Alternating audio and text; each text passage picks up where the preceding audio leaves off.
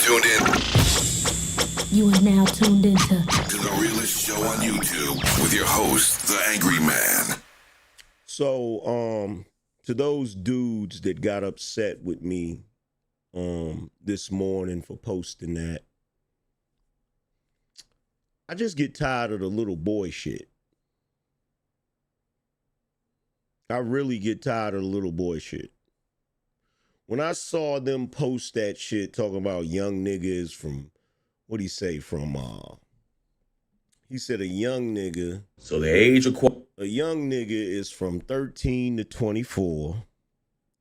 A big bro is from 25 to 35. Unk is from 36 to 48. So I guess I classify as unk. Old head pops or school, as in old school, is 49 to 60 plus. See, here's the thing, man. That's some ignorant nigga shit. You're never gonna see white men classify themselves like that. And I hate to have to put it that way, but y'all gotta, matter of fact, no other group of men are gonna classify themselves like that. Not white men, not Latin men, not Asian men. Like, when are you brothers gonna get tired of being little boys? Because I notice when y'all get online and y'all talk y'all shit, you don't never talk no grown man shit. Never. I'll never hear y'all talking no grown man shit. You don't talk about how well your business is doing. You don't talk about the achievements in your careers, your respective careers. You don't talk about your purpose. You don't talk about holding it down for yourself or your family. You don't talk about investing. You don't talk about anything of any substance that grown men talk about. But you always somewhere with your chest poked out. I saw one post where some ignorant ass Negro posted, "What's the age limit for wearing a poo shiesty?" First of all, dummy, are you talking about a ski mask? Well, let me put you on the game, okay? A ski mask was never meant to be used in commission of a robbery or criminal activity. A ski mask is used to keep your face warm in the cold, hence the term ski mask. And I'm pretty sure it existed long before that ignorant ass nigga Pooh Shiesty decided to wear one. Like, I'm so tired of you Negroes and your childish antics. It's sad at this point. It is 2025 and y'all still running around operating like this. It's 2025. And then you have the nerve to say Drake ain't mature because he's in his 30s and he's still out here dating, acting like a young dude. All of you niggas act like young dudes. Y'all niggas ain't finding no quality women to get with, get married, raise a family, and create some productive shit. You Negroes is running around here trying to smash everything you can smash. Looking crazy in the face. Ain't got shit going on. You know how I know you ain't got shit going on? Because if you were a grown man about your business, you would love Donald Trump. Because all of the shit that he's trying to implement most certainly benefits grown-ass men. That's what lets me know you niggas is broke. That's what lets me know you niggas ain't got shit going on in your life. That's why so many of you come here whenever I'm talking grown man shit, and the only thing you have to offer is trolling. The only thing you have to offer is to say some slick shit in the chat room. That's all you have to offer. That's all you have to offer. And I bet you any amount of money, that if you had an emergency come up right now, today, you couldn't take your ass to the bank and take out $1,000. Hell, what am I talking about? You couldn't take your ass to the bank and take out $500. But you running around with your chest out. Like you a man. You run around with your chest out like you're a man.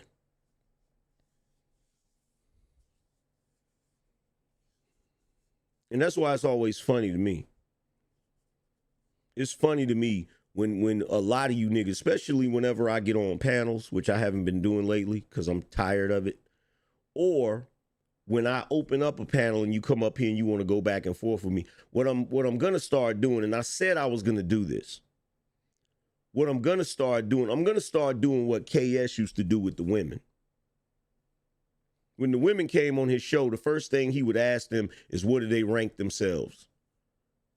On a scale of 1 to 10. If they stood in front of the mirror naked, what would they rank themselves?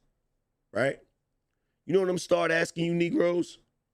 I'm start asking you Negroes, so what's your trade? What do you do professionally?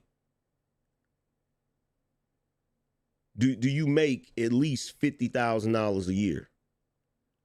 Do you have any investments?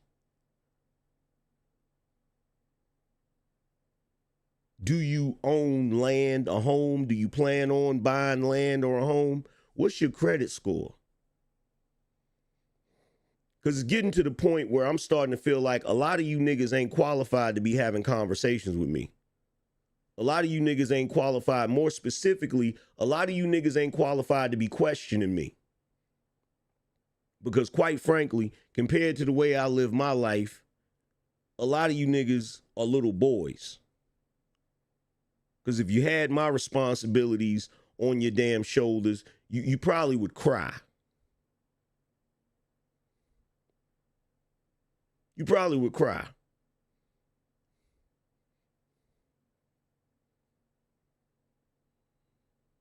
Like, the shit is pathetic. This shit is pathetic, bruh. And I know where you at. I know where you at because I see the shit that the women complain about. Now, the only thing about it,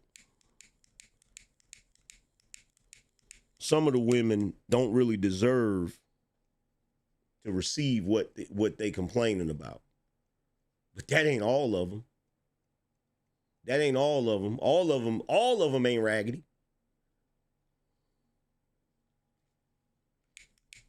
And here's the other thing. And this is the most important thing.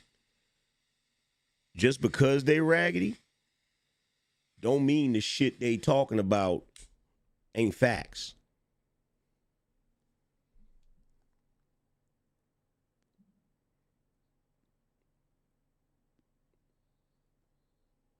You got to ask yourself, why is it in this day and age, why y'all don't have no R&B singers? Specifically female R&B singers. Why y'all don't have female R&B singers singing about men and how they're in love with a certain type of man, or how they can't live without a certain type of man, or how they can't breathe without a certain type of man? Bruh, you had Aaliyah talking about she would spend her last dime just for a little bit of your time. You had Ashanti singing that she wouldn't be able to breathe without a nigga.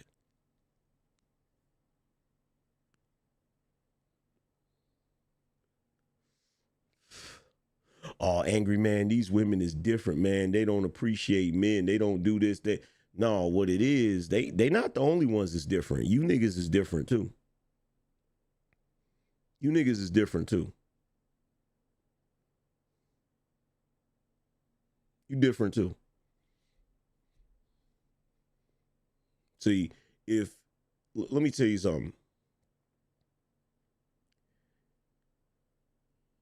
If you were truly operating the way a grown man is supposed to operate, the least of your problems would be finding and keeping a damn woman. That would be the least of your problems.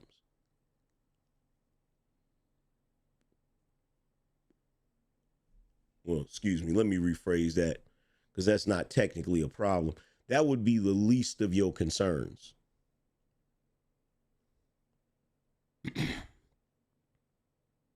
That'd be the least of your concerns. So don't get mad at me because I called you niggas out. Because y'all love to come around and call niggas out for their age. Like we women or some shit. Like we women or some shit. Bruh, we men. Our damn value ain't based on our fucking age. If anything, we're more valuable when we're older. What the hell are you Negroes talking about? You know what? I know what it is. I know what it is. The reason why you brag about your youth is because you ain't got shit else going on. That's your claim to fame because you ain't got nothing else going on. I ain't never bragged about being young when I was young. You know why? Because I was too busy trying to get my shit together. Because I knew life was not going to be based on my fucking youth. You can't pay bills with your youth. You can't handle your business with your youth. That's not a commodity that you can trade for success. That's not the way that works. So the fact that you're running around bragging about your youth, you're bragging about a depreciating value. Because every day that passes by, you get less and less of a young nigga.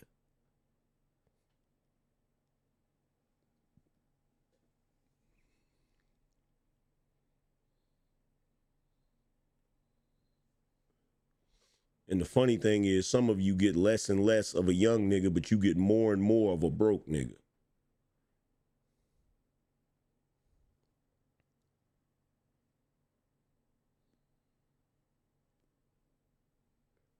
See, they don't like when I talk like this. See, this that grown man conversation. This that full grown conversation. See, it's easy to come to the internet and get on panels with other men and pop your shit. It'd be different if we all went out somewhere and we all in person. It'd be different. We'll find out who's who real quick when it come time to pay the tab. When the waiter slapped that bill on the table, or when the bartender get ready for you to settle up that tab. We find out real quick who's who.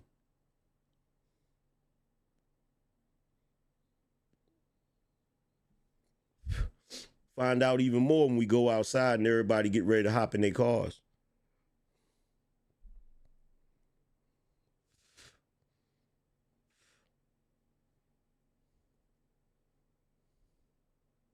What are you accomplishing? What are you accomplishing? I want to hear about how young you are. I want to hear about what you're accomplishing.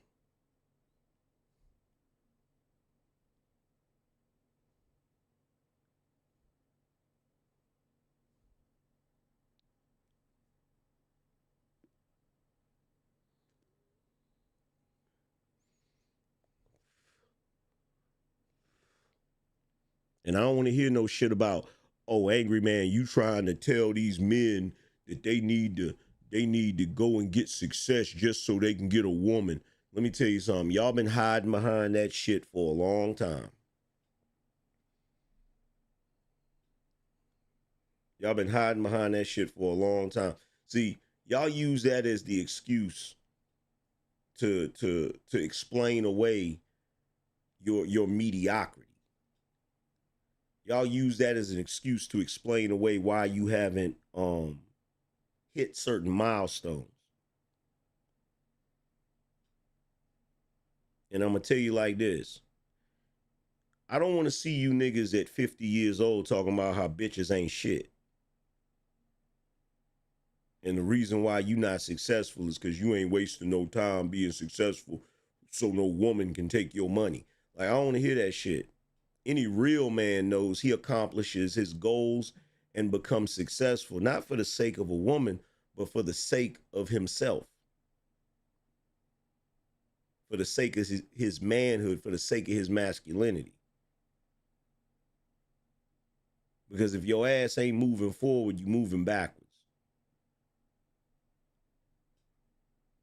So nah, this ain't me telling you that you need to step your game up so you can get a woman. This is me telling you to step your game up because you need to step your game up.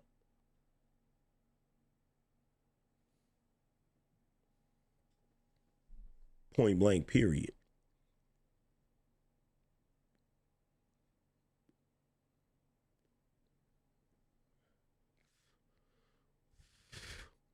Like, for instance, y'all sit back, especially on the especially in the black community.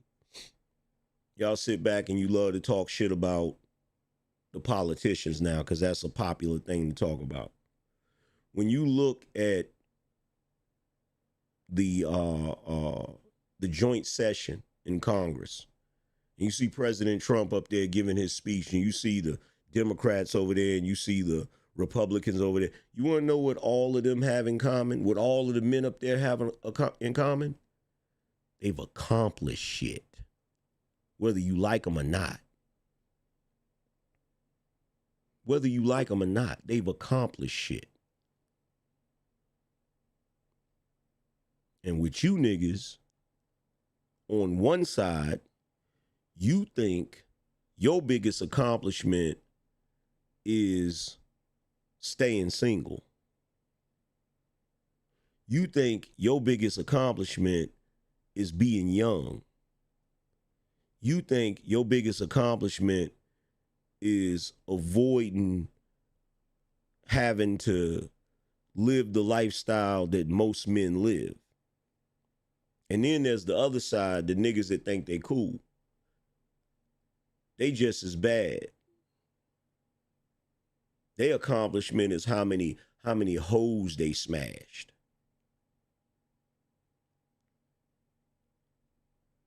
How cool they was in high school.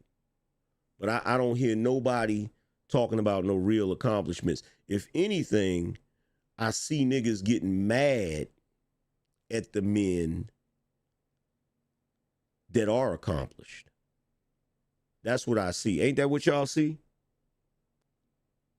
Ain't that what y'all see all over the internet? Dudes angry at other dudes for accomplishing shit.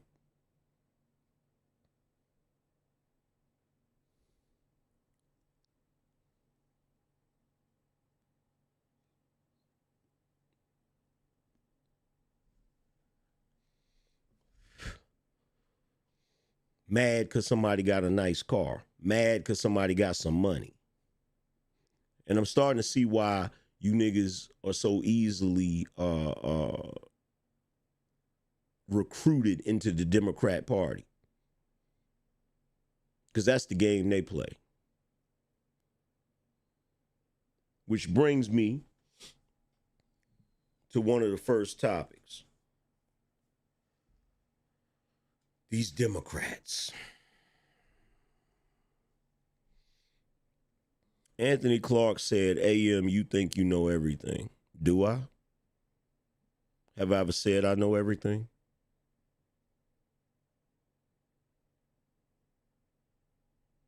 That's my question for you, Anthony. Have I ever said that I know everything?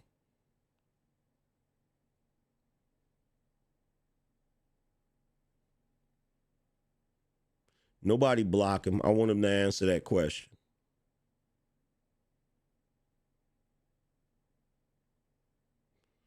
Said, this is what they'll say, bro. Oh, you're saying that's what niggas would say? I mean, well, that's what niggas say when they don't have nothing else to say. See, the way I'm talking right now, right? The way I'm talking right now, if I was talking this shit like this around Anton, it wouldn't bother him. If I talk this shit around Izzy Bands, it's not gonna bother him. If I talk this shit around Jeff Brown, it ain't gonna bother him. If I talk this shit around anybody, any man that has touched success, it ain't gonna bother him. The only men that will be bothered by what I'm saying right now is niggas that ain't accomplished shit.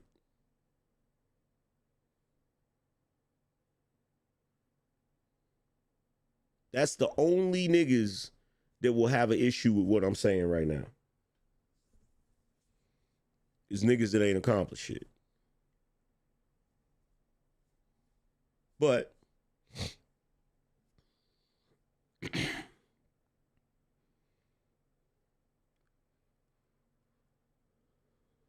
let's get into this topic.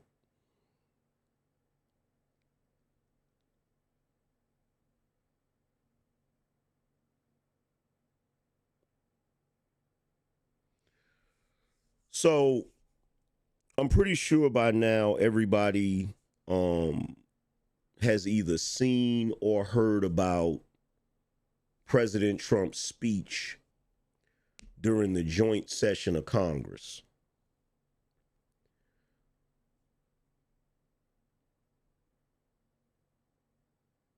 I'm pretty sure that you know that the Democrats showed their true colors. And we're going to get into what they did that showed who they really are. We're going to dive into that and get a little more in depth about that. But first, let me break down the reason why I consider myself a Republican, right?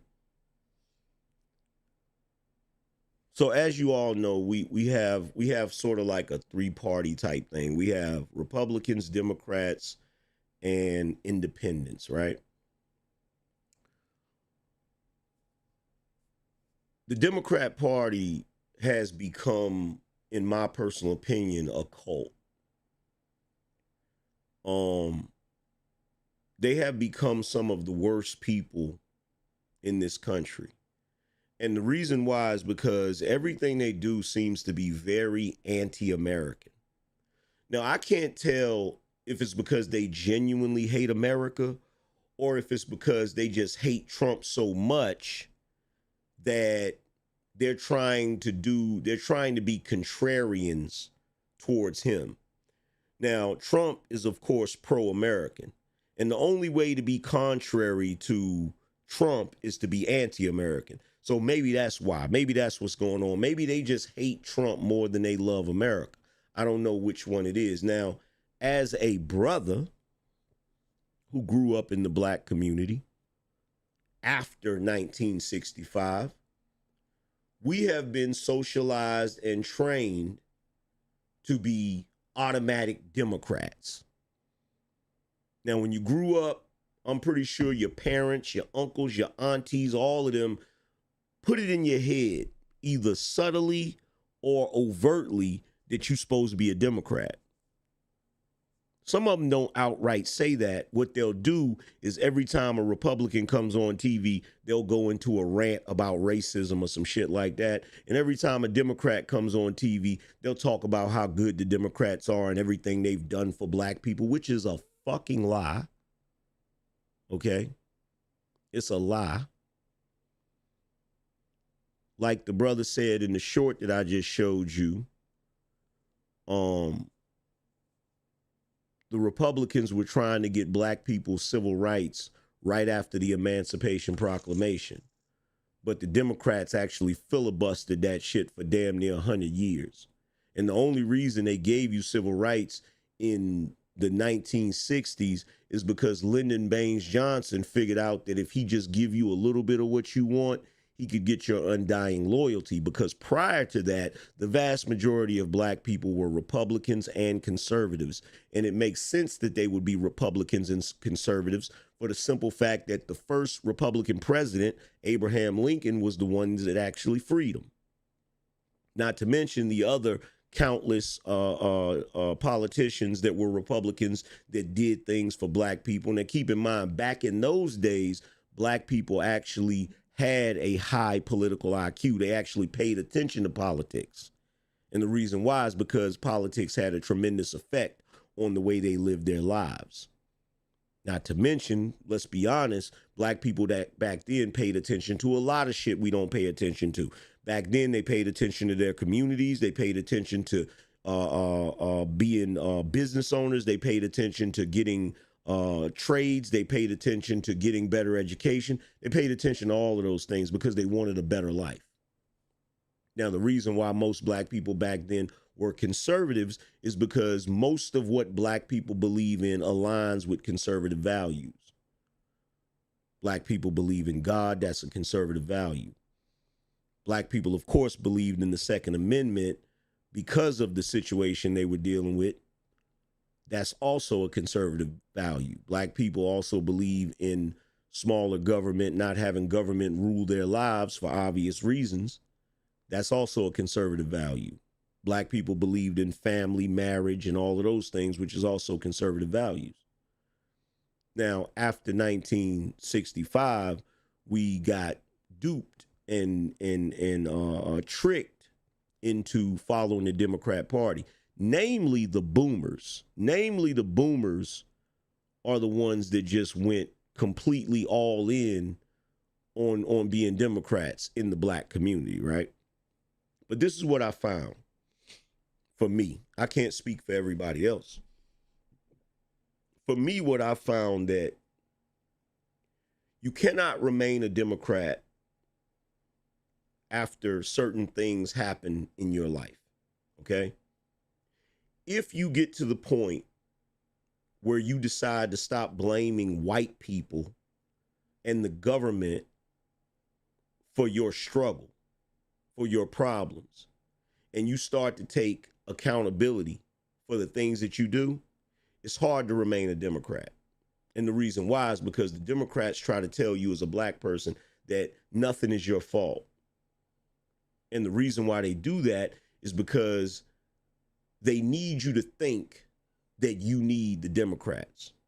They need you to think that you're constantly under the boot of oppression and they're the only ones that can save you. This is the way they trick you into getting your undying loyalty to their party. When really at the end of the day, they're never going to fix any of your problems. The only thing they're going to do is give you some crumbs, just enough to get by so that you feel like they did something for you.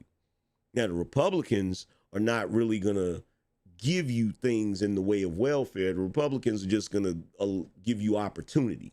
And then you got to take it upon yourself to get whatever you're going to get, right?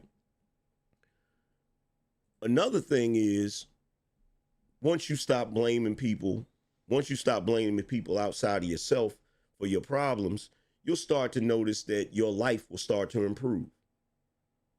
You'll start to make more money. You'll start to see opportunities open up. And once you start to make more money, in other words, once you start experiencing the American dream, it's going to be really difficult for you to remain a Democrat. And the reason why is because Democrats are all about taking money from people that make money and giving it to people that don't make money. The Republicans are not about that.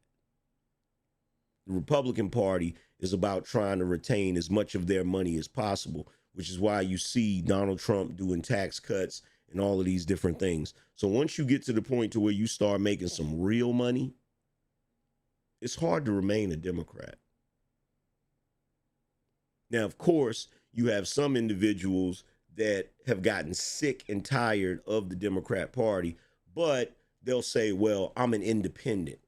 And the reason why they'll straddle that fence and say they're independent, because they're so terrified of what the black folk around them are going to say if they say they're a Republican, which I find to be ironic. Because back in the day, it used to be white people or racist white people trying to prohibit black people and trying to put black people in a position where they didn't have any options and they didn't have any choices. But today, it's black people at the behest of white Democrats and white liberals forcing you to be a Democrat through shaming tactics and threats of being ostracized from your own community. Now, I find this to be interesting, considering the fact that black folks claim to follow Democrats because they think Democrats are all about black liberation. How can you be all about black liberation where you're telling black people they don't even have a right to pick which party they want to be affiliated with? That doesn't even make any damn sense. How are you about the freedom of black people when you yourself are trying to restrict black people? A black person should be able to be whatever he wants to be. He should be able to be a Democrat, a Republican, an independent, whatever he feels like being. And he shouldn't have to worry about his family treating him messed up just because him or her, they shouldn't have to worry about their family treating them in a messed up way simply because they don't want to be on the Democratic plantation. And I do mean plantation. It has gotten ridiculous.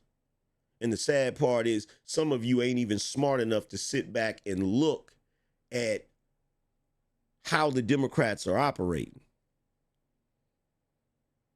Now, Trump did something that was genius, in my opinion.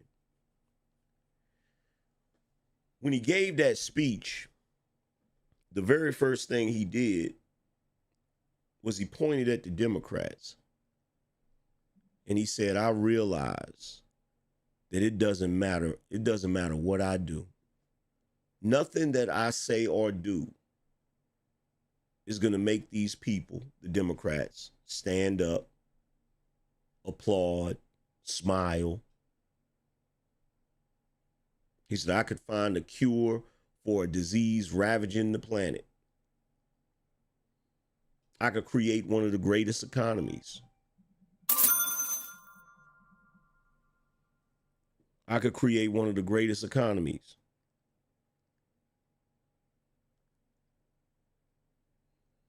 And they will still not applaud for me. Now, strategically, that was one of the most intelligent things anybody could have done. Because he put the Democrats in a very interesting position. He knows that they don't want to give him credit for anything. And the reason why they don't want to give him credit for anything, if we're being totally honest, is because he's stopping them from being able to continue hustling the American public. See, they're never going to give him credit. They're always going to demonize him. They're always going to vilify him. And the reason why is because he's putting a stop to their hustle. He's hurting their pockets and putting them in the position to where they might actually face some legal retribution. So, of course, they're not going to cheer for him. He then proceeded to talk about everything he's done since he's gotten office, all of which benefit the American people.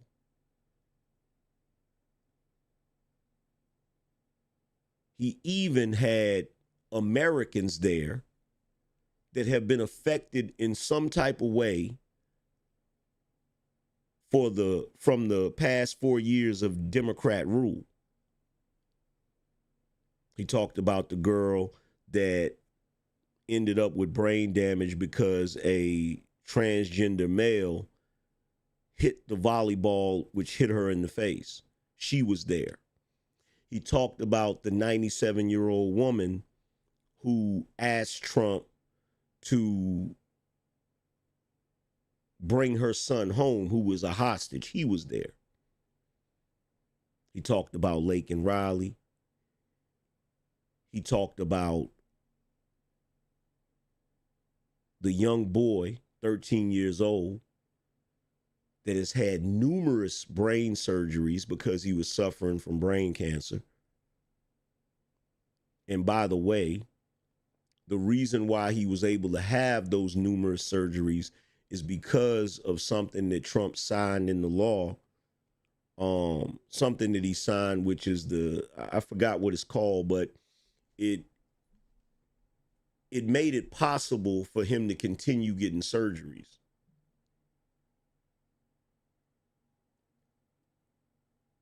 No matter what he said, they did not stand up and clap. Now, some could argue that they didn't stand up and clap because they don't like him.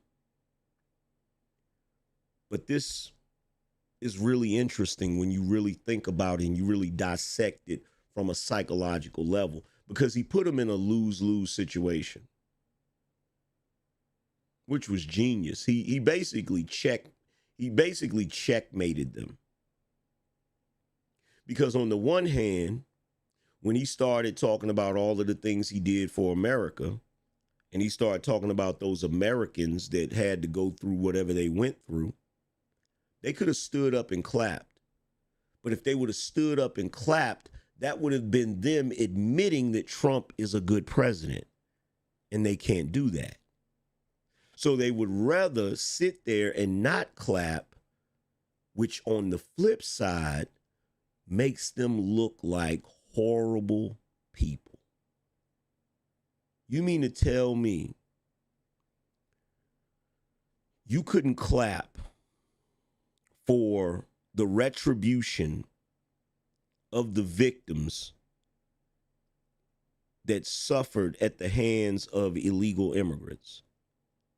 You couldn't clap for a hostage that Trump brought home. A hostage, I might add, that Biden wasn't able to bring home.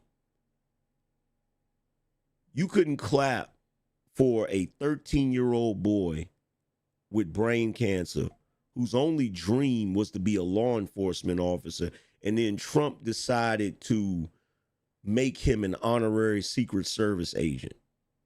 You couldn't clap for the young dude that wanted to get into West Point, and Trump told him that his admission had been approved. So because you didn't clap, you made yourself look extremely anti-American, especially considering the fact that the moment he brought up the money, the countless dollars that have been sent to Ukraine to fund a war that we shouldn't really have no part in, you stand up and clap for that.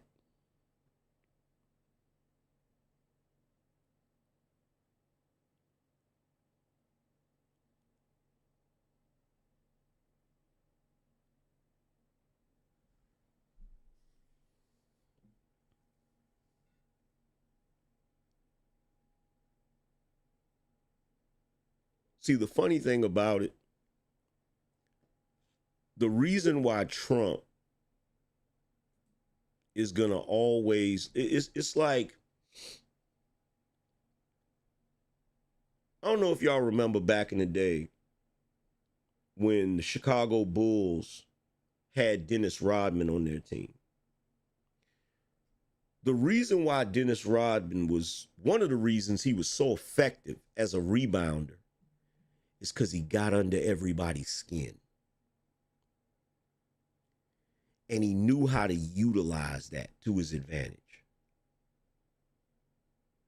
See, Trump figured out that he can utilize Trump derangement syndrome to his advantage. And that's what he did. That's what he did at that joint session of Congress. That's what he's been doing for this entire time since he's gotten reelected. Because guess what? The Democrats, like Kendrick Lamar, have become the biggest haters. Remember when Kendrick said, I'm the biggest hater. I hate the way that you walk, the way that you talk. See, it's funny that that beef happened last year because Kendrick Lamar's hatred for Drake is the exact same phenomenon as the Democrats' hatred for Donald Trump. It's the exact same. Now, why is it problematic? Why is it problematic to be a hater? Do you realize that being a hater is the gateway to evil? Do you realize that? Sitting around hating people all the time, it turns you into an evil person.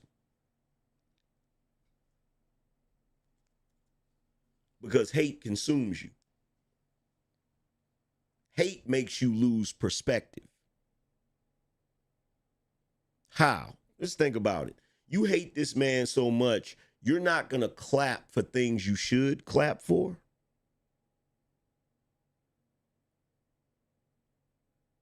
Of course not. You don't want to clap for those things because many of the things that Trump was talking about that he fixed, those things only existed because the Democrats implemented it.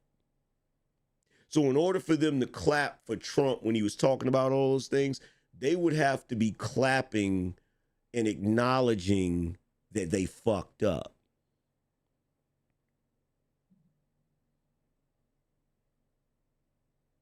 Like he literally has them in a pickle.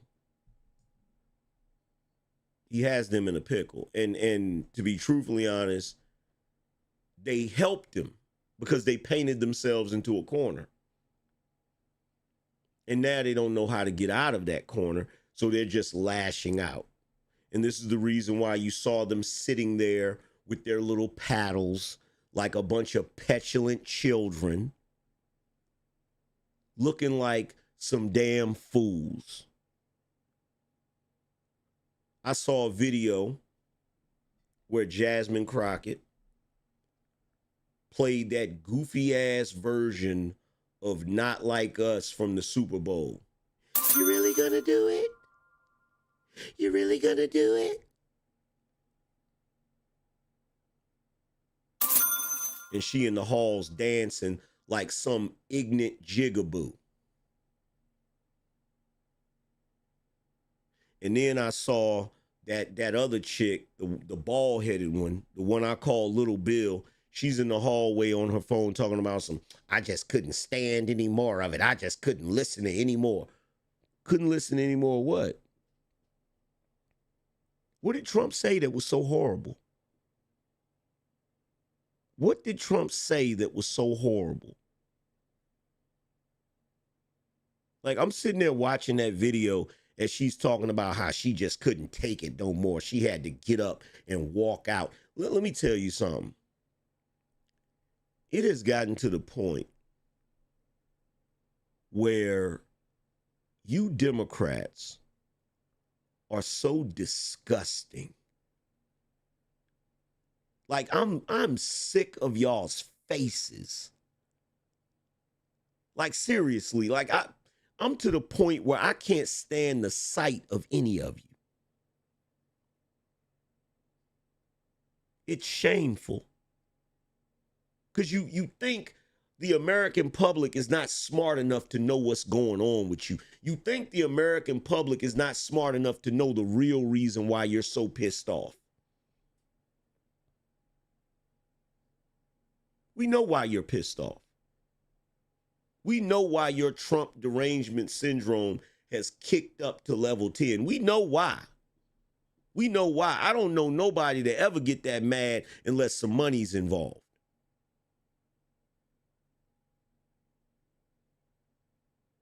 People especially get that mad when they have a certain amount of power and they're watching that power be stripped away from them.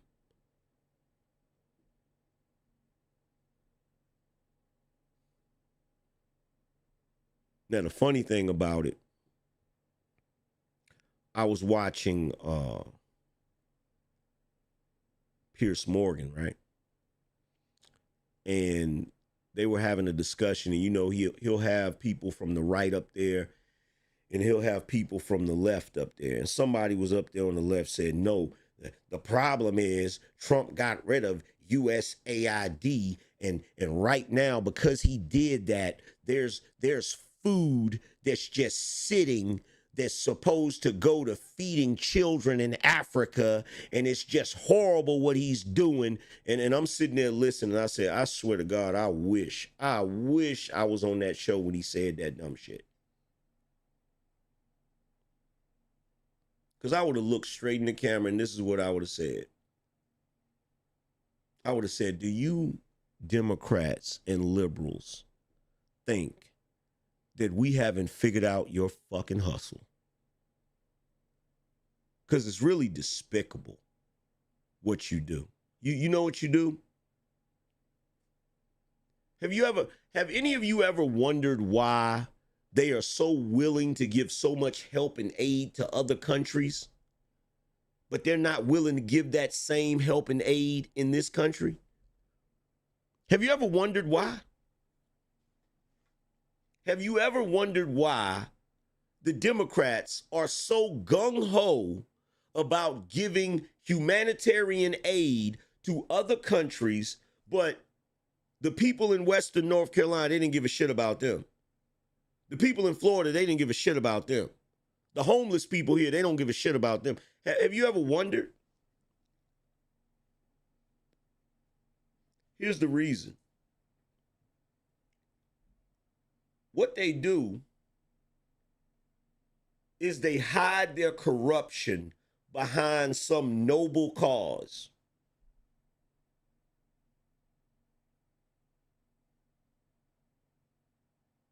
So that when situations like Doge occur, situations like audits occur, or situations where Congress called them out on it, they can hide behind that noble cause.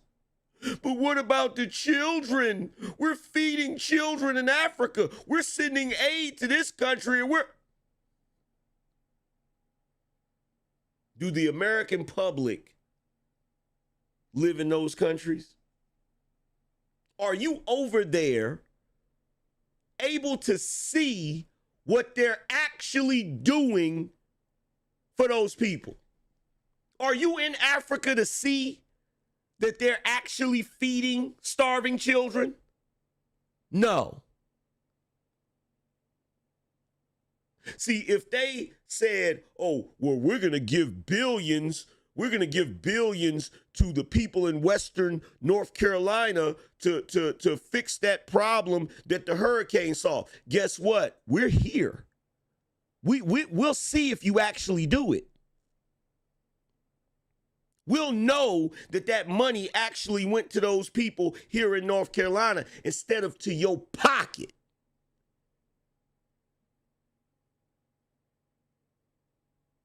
Like, y'all really think we don't know what's going on? That's the funny thing. That's the hilarious thing. Matter of fact, you know what's even more hilarious than that? What's even more hilarious than the fact that you think you're still in control of the narrative? What's even funnier than the fact that you still think you hustling is how illiterate and inept you are when it comes to social media. That shit is hilarious. You literally went, Hakeem Jeffries, and made a script that didn't just have the talking points, but also had the mannerisms and everything that the person needed to do. And you Democrats set up your camera, made a statement, sat down, and then began to read a script that was copy and paste. And you thought that today's American public, you thought that today's social media surfing Americans wasn't gonna notice that shit. Are you serious? Do you even know the day? Do you realize this is not the 80s? This ain't the 90s. We can cross-reference. When you sit up there on the news and tell a lie, we can go look and see if it's the truth.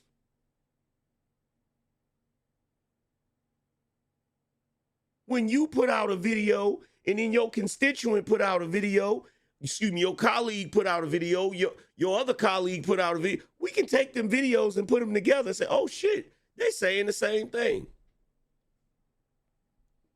Which means it's a hustle. It's not authentic.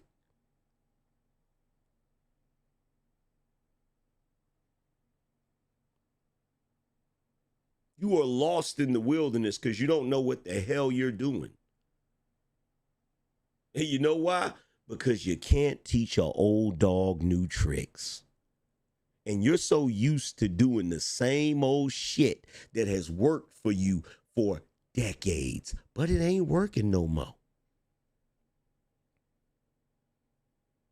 I saw Maxine Waters doing an interview looking like a corpse, talking about some, I refuse to go and da-da-da-da-da, and Trump is a villain and da-da-da-da-da.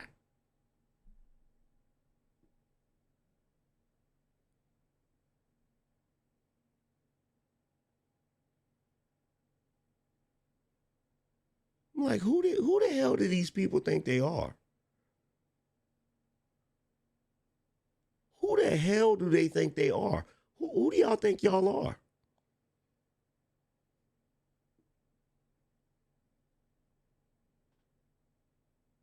See, let me tell you what happened. This is what happened. This is where you screwed up.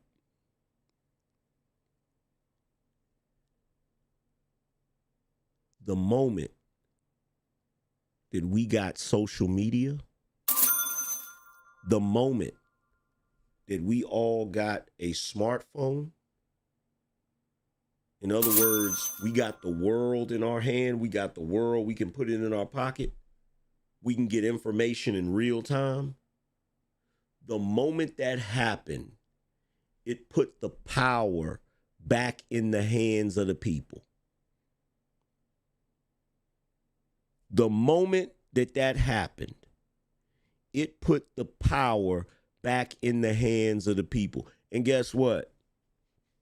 You can't put the rabbit back in the hat. You can't put the cat back in the bag. You can't put the toothpaste back in the tube. You are no longer in the era where you can fucking lie to the American public. You are no longer in the era where you can pull the wool over our eyes. You are no longer in the era where you can run your little goofy games and we don't know what the hell is going on.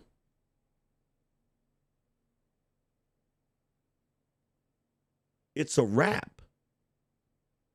It's over. It's over. You just ain't realized it yet, which is why you showed up to the damn thing thinking that your freaking political theater, your political antics was going to work. You got on t-shirts that say resist on it. Guess how many Americans give a fuck? None of us. You're sitting up there with pink on as if you're trying to say that you're for women's rights, but meanwhile, the day before, you voted against keeping men out of women's sports.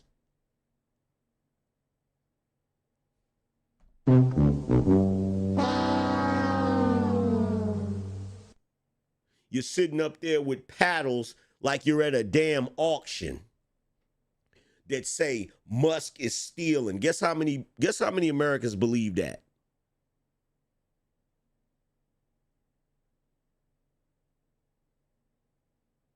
You're sitting there with paddles that say lies on it.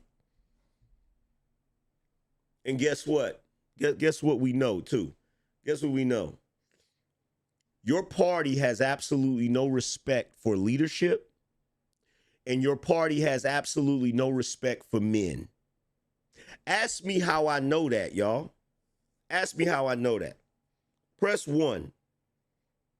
Press 1 if you want to know how I know that.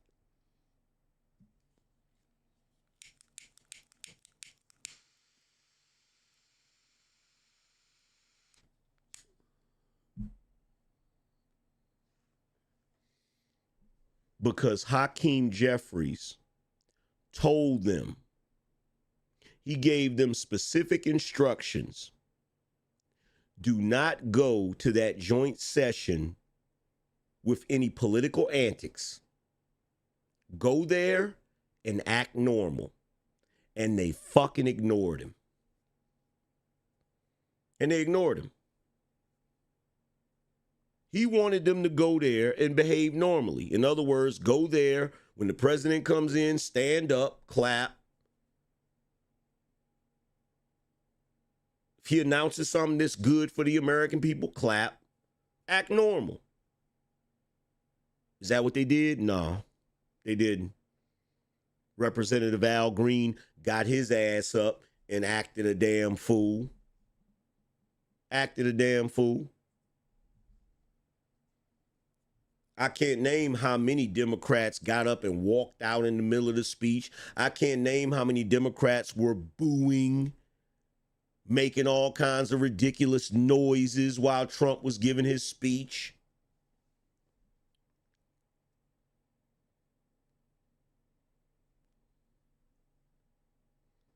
And going back to why I have no problem saying that I'm a Republican is because in this day and age, no self-respecting black man should be a Democrat. I'm going to say it again.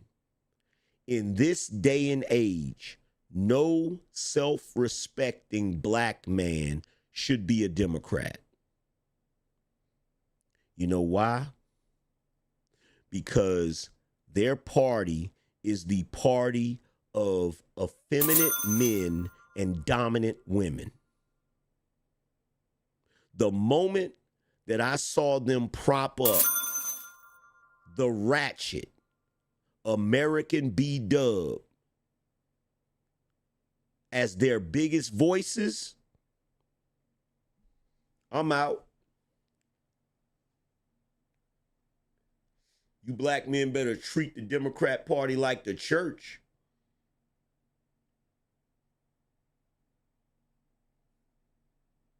There's no way. There's no way I would ever proclaim or be part of a party that has a woman in that party that's walking around with them long ass eyelashes. That's in the halls of Congress dancing to Not Like Us. That every time she gets on a microphone, she embarrasses not only herself, but the entire black community. She can't say 2 words without cursing.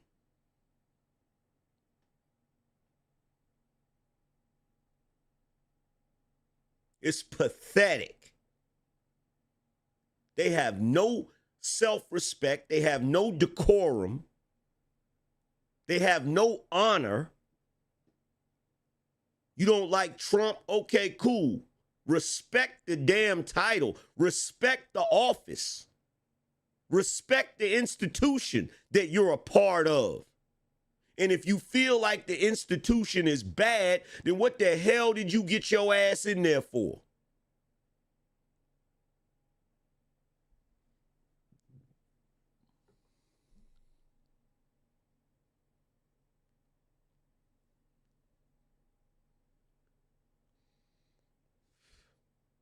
I would never be a part of a party that thinks, as a black man, I'm so stupid that all you got to do is put out a commercial of some women in a strip club Y'all remember that?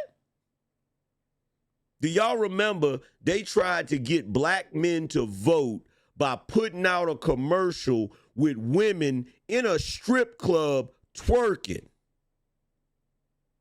Y'all remember that? A party that basically said, well, if y'all don't get the vax, the women ain't gonna give you no box.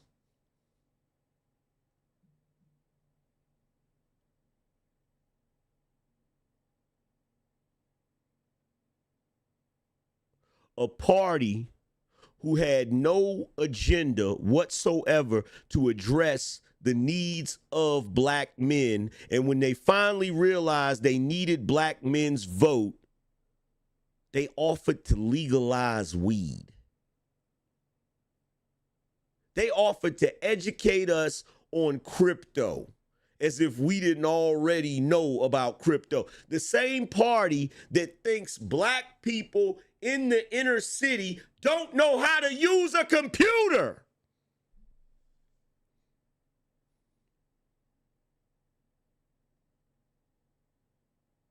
The same party that call you every name under the sun, everything but a child of God, if you're a black man that decided to vote for Trump. That party don't respect you, black man.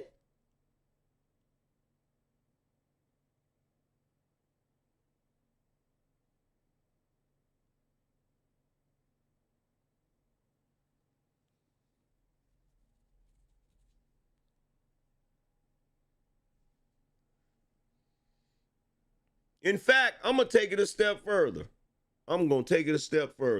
You black men running around here, and I've been said this. I said the only way we're going to get this country back on track is black men and white men are going to have to put aside their differences and take back the reins of this damn country. And for you black men that's going to say, but Angryman, we never had the reins. Well, guess what, nigga? Now is your damn opportunity.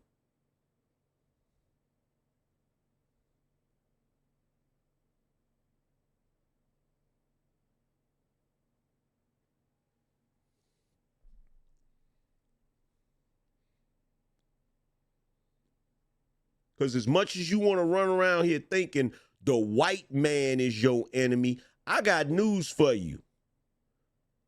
The Democratic Party don't see no difference between you as a black man and them as white men if you're about masculinity. If you're about masculinity, they don't see no difference between y'all two.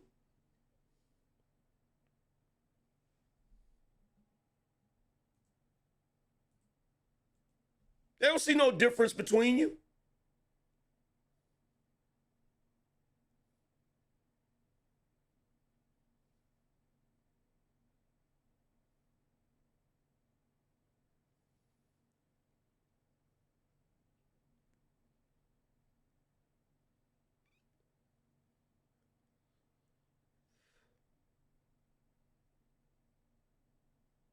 But see,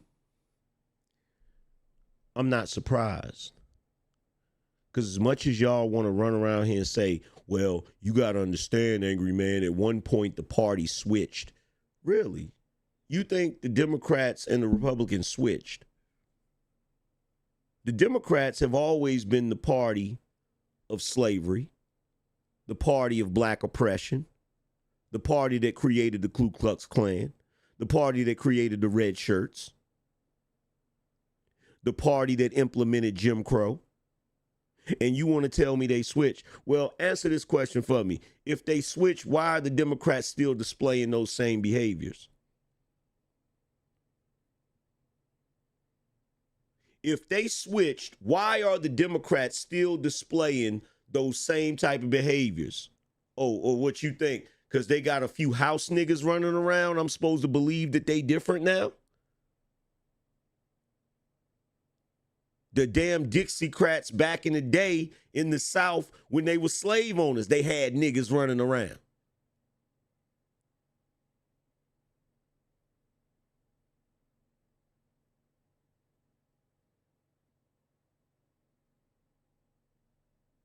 Now, back in the day, if you were a slave on a Democratic plantation and you tried to run away, you got punished for it physically. Today, you leave the Democrat Party, you get punished for it psychologically. And the same way back in the day, they had Negroes that helped them catch your ass. Today, they got Negroes trying to convince you to stay on their plantation. What? Because you got Hakeem Jeffries out there and Jasmine Crockett out there, I'm supposed to believe something is different? White slave masters always use their slaves to work for them. That ain't nothing new.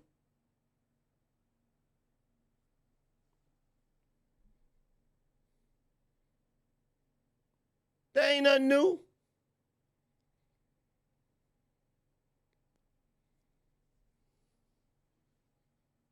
And you got niggas running around here talking about some Republicans is telling you to pull yourself up by your bootstraps. We ain't got no bootstraps. So let me get this straight.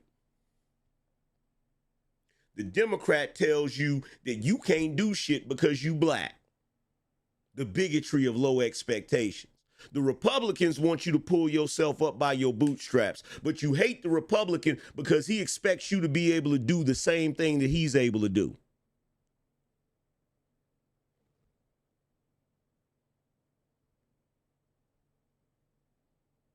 Last time I checked, the person that think you can't do what they do are the people that think they're your superior. The people that think you can do what they do are the people that view you as equals.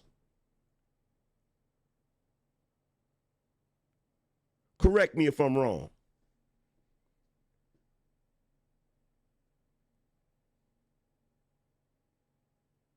Correct me if I'm wrong.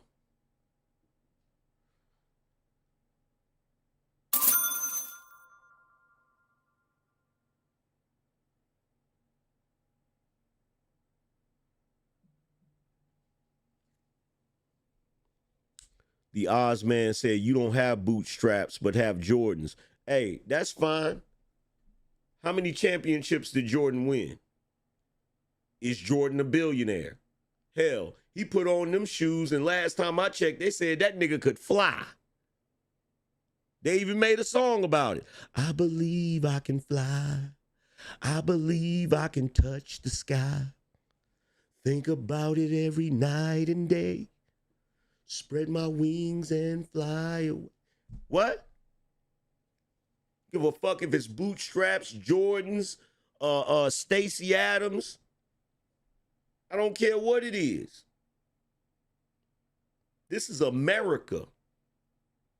Land of the free, home of the brave, the only country you can live in where you could be born in abject poverty and by the time you grown be a millionaire. There's no other place in the world you can do that.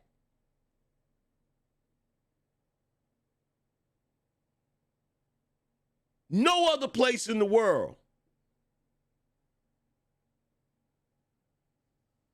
There's no other place in the world where you see countless people breaking generational curses.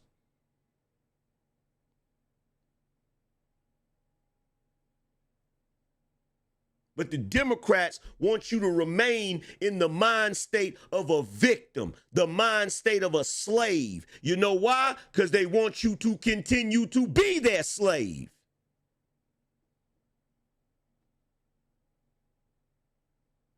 And just like a slave back in the day, you hate the people trying to free you.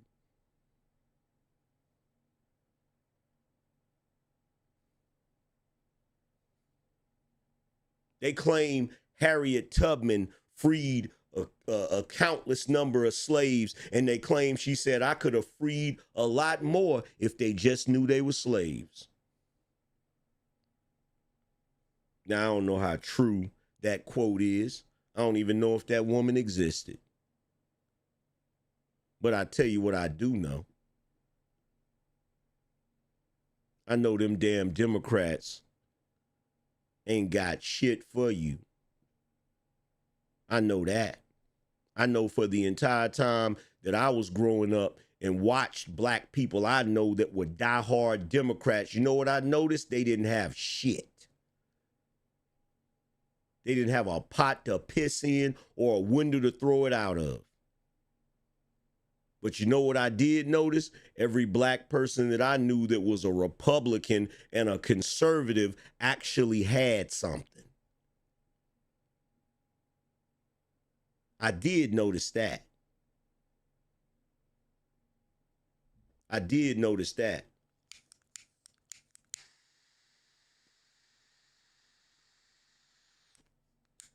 Carlton Banks was a Republican. Will Smith was a Democrat. Which one you think did better in the fictional show? Which one you think did better in that show?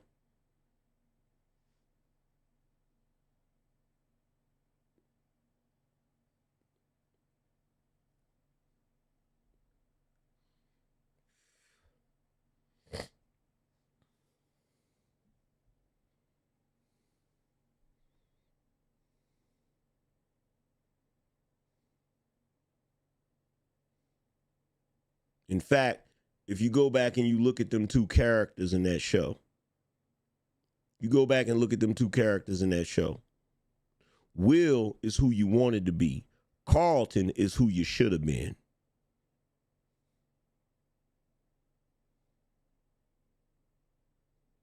I'm going to say that again. You go back and look at that show. Will is who you wanted to be. Carlton is who you should have been. In fact, let's take it a step further.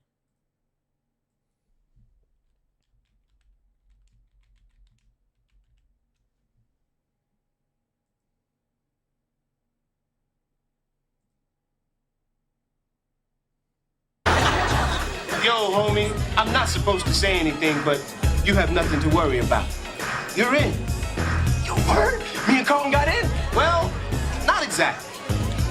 I mean, you're cool and all, but Carlton, well, he's not exactly our type.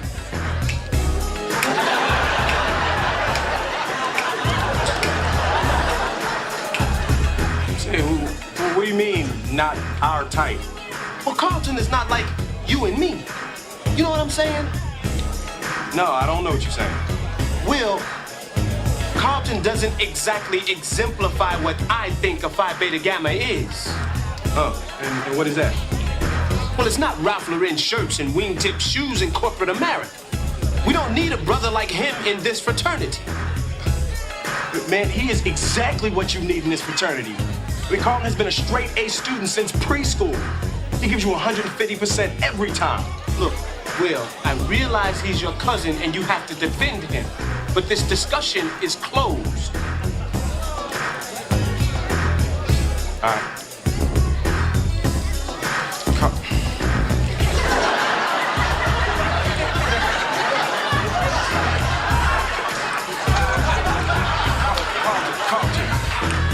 Come on, man. Let's go. I didn't get in. What? Why? Look, I don't know, man. Come on, just let's go. How dare you not take Will? He's full of potential. That's why we want him. It's you we don't want. Me? But I did everything. I cooked, I cleaned, I hand-washed the toilets. Everything your butler does for you. I'm not accepting no prep school, Bel Air bred sellout into my fraternity. Yo, homie, you can stop all that. No, wait, Will. I got this one. You think I'm a sellout. Why? Because I live in a big house or I dress a certain way? Or maybe it's because I like Barry Manilow. He been Barry White, y'all. Being black isn't what I'm trying to be, it's what I am. I'm running the same race and jumping the same hurdles you are, so why are you tripping me up? You said we need to stick together, but you don't even know what that means. If you ask me, you're the real sellout.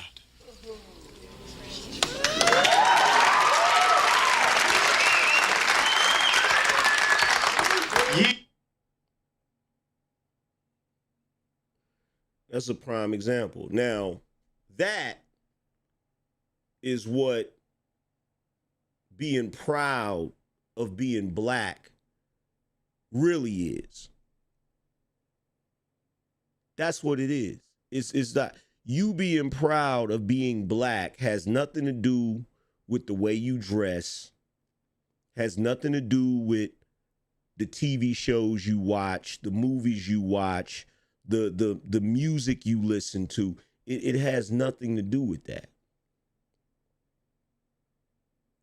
It has to do with being intelligent, strong, a good example for those around you, a hard worker, a person of good character, a person who strives for the best.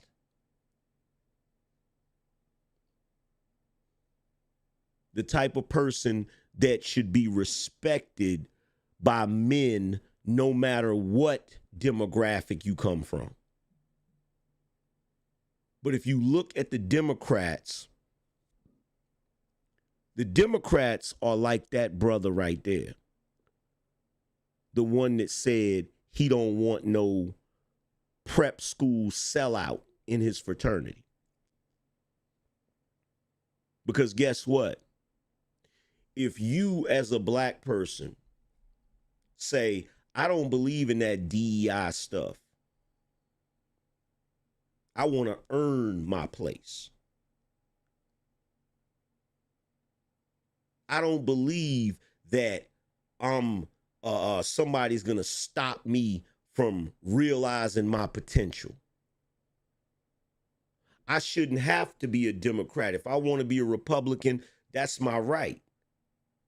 If you talk like that, the Democrats and the leftists and the black community will consider you a sellout. I'm pretty sure right now there are family members of mine, friends of mine that watch my show. They probably hate the way I talk about Donald Trump. They probably hate that I give Donald Trump props. They probably hate a lot of my rhetoric around the way black people have descended into debauchery. They probably think I'm a sellout. They probably think I'm a coon. You want to know what's funny? They didn't think I was a coon when I was drinking liquor with them. They didn't think I was a coon when I was smoking weed with them. They didn't think I was a coon when I was engaging in illegal activity with them. They didn't think I was a coon when I was getting in trouble with them. They didn't think I was a coon when I was making foolish ass mistakes. They didn't think I was a coon when I was blaming everybody except myself for my situation.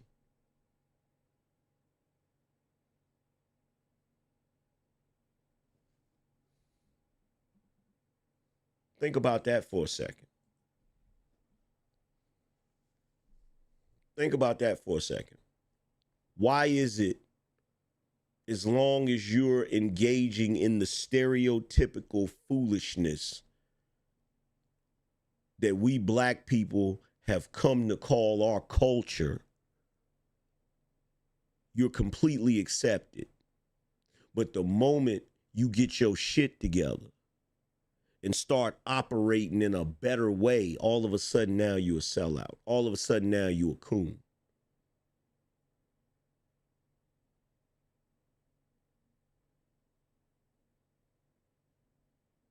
Right now as we speak, the vast majority of you black folk that have been taught all your life that everybody hates black people, that nobody wants to see you get ahead, that you're always going to struggle and always be oppressed. I guarantee you that more black people in your life have done things to hold you down than a white person ever could. I guarantee you. I guarantee you that out of your entire lifespan, you've never had to deal with somebody of another race holding you down. It's been your own damn people. I guarantee you. I guarantee you.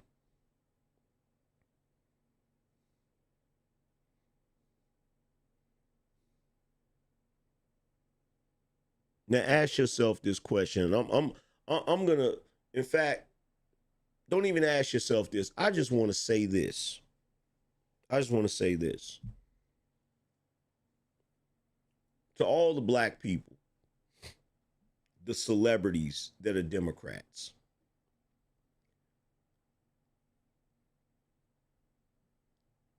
The talk show hosts that are black Democrats.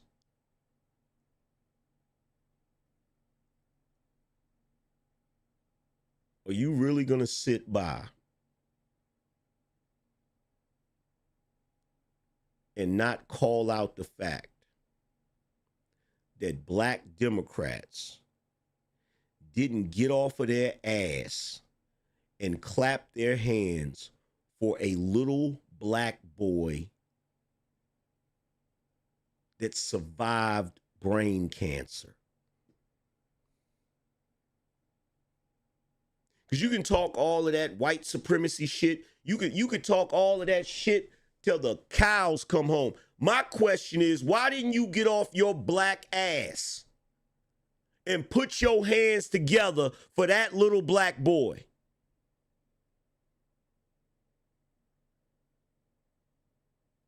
Now, if you want to jump out there and try to say, oh, Trump was just using him as a prop to try to prove to everybody that he wasn't racist. Well, guess what he ended up proving? He ended up proving that you ain't shit. That's what he ended up proving. That's what he ended up proving.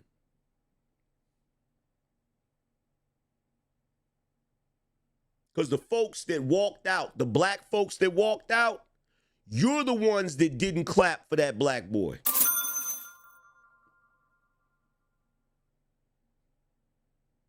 And you want to know what's so funny? He's from Texas. He's from Texas. Guess which two people in Congress are from Texas? Representative Al Green and Jasmine Crockett. If anybody should have been in there clapping for that little boy, it should have been them.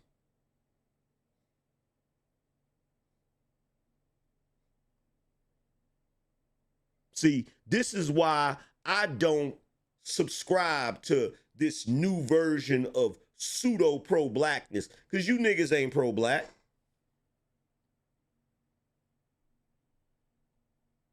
You Negroes in Congress that are Democrats, you not pro-black. You a bunch of grifters.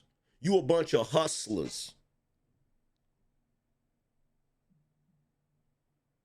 Following in the footsteps of Jesse Jackson and Al Sharpton. You don't give a damn about your people. You don't give a damn about nobody.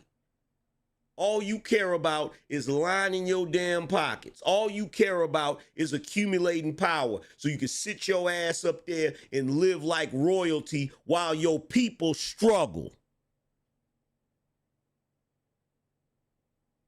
You don't give a damn about their schools. You don't give a damn about their education. You don't give a damn about the conditions of their neighborhood. You don't give a damn about the gangbangers in those neighborhoods. You don't care about none of that shit. Jasmine Crockett in the halls of Congress dancing to Kendrick Lamar. Ain't he a fucking blood? How many brothers and sisters have lost their lives to that shit?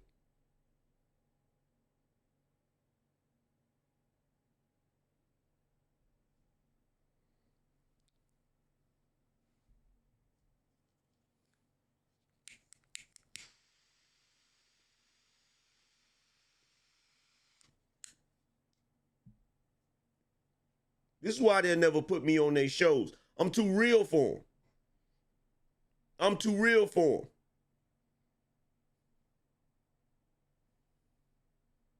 I'm too real for them. I'm going to talk that Charleston White shit without the antics.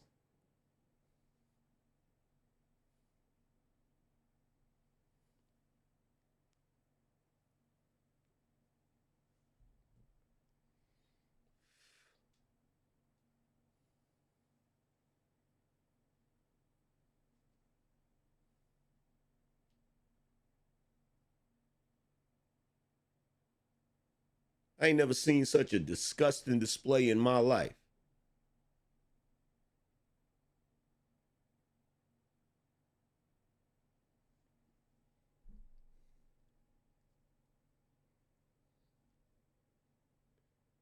Then you got Negroes that'll come over here to my channel and be like, yo, Angryman, why you talk bad about black people?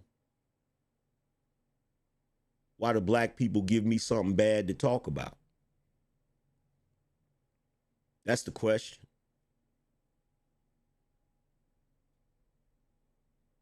Why do black folks give me something bad to talk about? Because I'm sitting here trying my best to figure out how in the hell 80-some% of you Negroes voted for Kamala Harris. I'm still trying to figure that out. I'm still trying to wrap my mind around that shit. That shit scares me. That shit scares me. And the reason why it scares me is because 80% of you Negroes are dumber than I thought. Like, I knew y'all had issues, but I didn't know y'all's issues were that bad.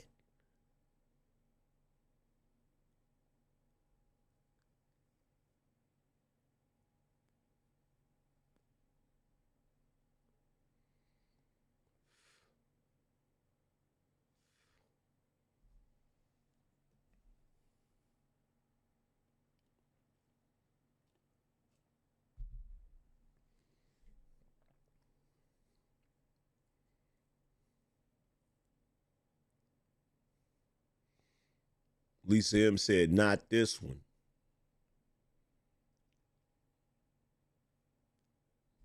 Yeah, don't get it twisted. The black folk, well, let me tell you something. That 20-some% of black folks that did not vote for Kamala, y'all know who you are.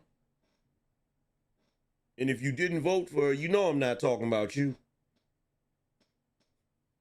If there's one thing that is certain, the niggas I'm talking about know who they are. And the niggas that I'm not talking about know who they are.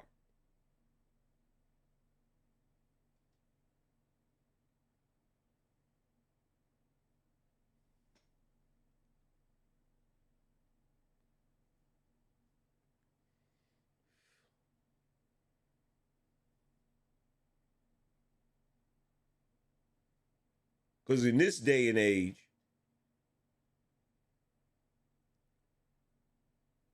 it's plain to see. It's right there in your face. It's right there in your face. If you can't see it, there ain't no hope for you. There ain't no hope for you. But luckily for us, the country ain't predominantly black. Because if it was predominantly black, we'd have Kamala Harris as a president right now.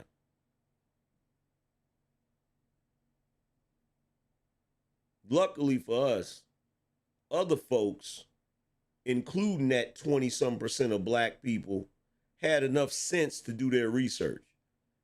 Had enough sense to make sure they wasn't voting for some fool.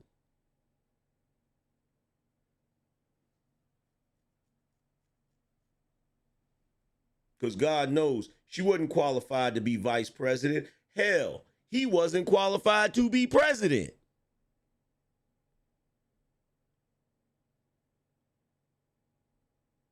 You have people like AOC in Congress. She used to be a bartender. What the hell is going on?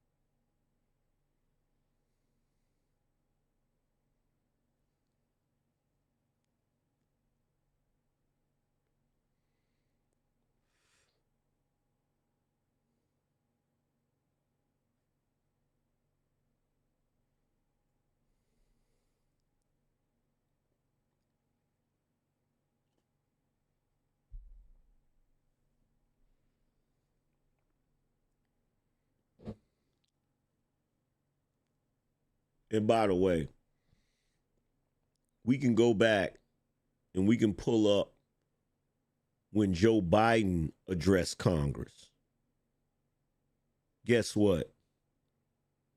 Everybody in that damn chamber, with maybe the exception of Marjorie Taylor Greene,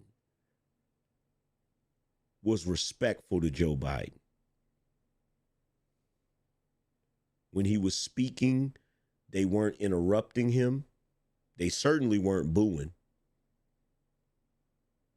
When he said something of importance, everybody stood up and clapped. And you know what that tells me?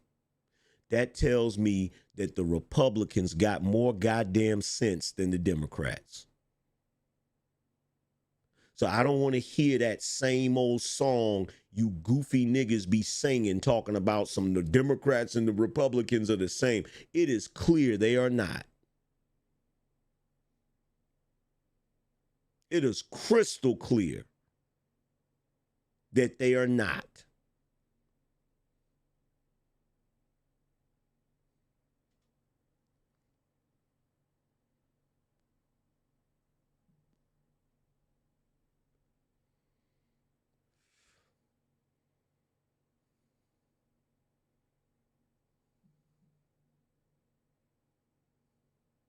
And I'm sorry, but I will never sign up to be part of no party that denigrates masculinity, that hates traditionalism, that despises families.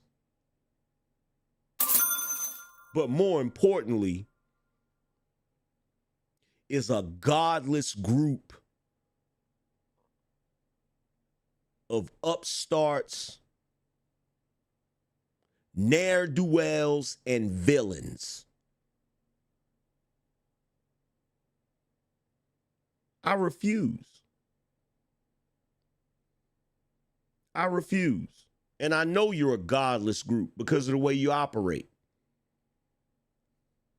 That's one thing I know if I don't know nothing else. And this goes to black folks specifically. The fact that you are following a group of people that not only spit on the Constitution, but they certainly spitting on the Bible.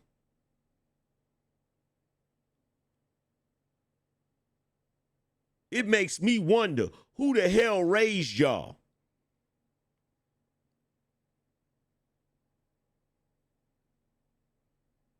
Because I'm going to tell you right now, as far as I could tell when I was a kid, my grandmother was a Democrat. But if she saw the Democrat Party today, I guarantee you she wouldn't be one.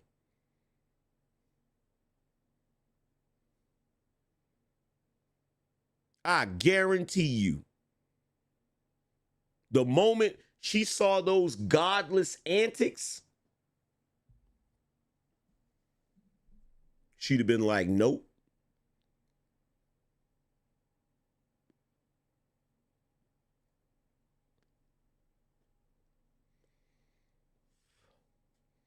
Running around here saying some of the most foolish shit I've ever heard in my life.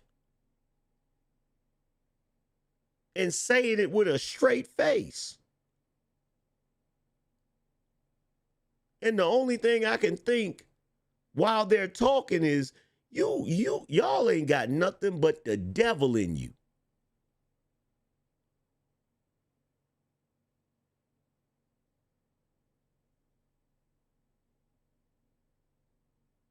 Ain't nothing righteous about you. Nothing. I sit there and I watch you get on TV shows and tell lie after lie after lie after lie. And no matter how many times you get called out on it, you double down as if we don't know you're lying.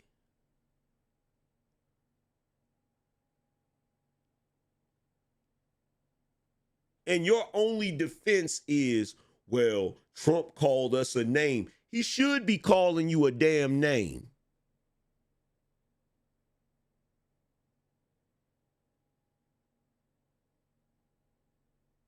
He should be calling you a name.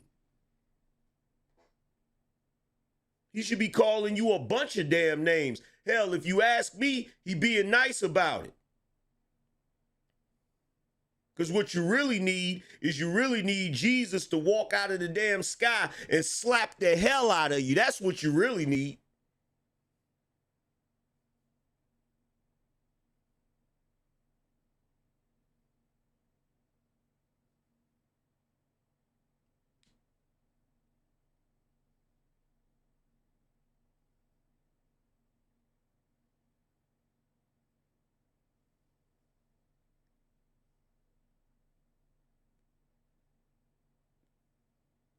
When Trump stand up there and talk the way he talk, you know the only thing I see? I see the resurgence of masculinity. That's what I see. I see a grown motherfucking man telling it like it is. Unafraid of your sensitive ears, unafraid of your opinions. And you got a Negro coming over here telling me the way Trump dealt with Zelensky. Let me tell you something. If you love Zelensky so much, carry your ass to Ukraine.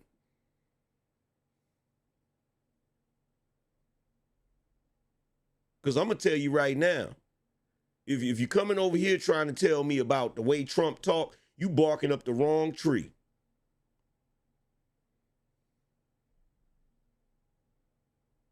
Because Trump could be considered a saint compared to what the fuck I'd say to you.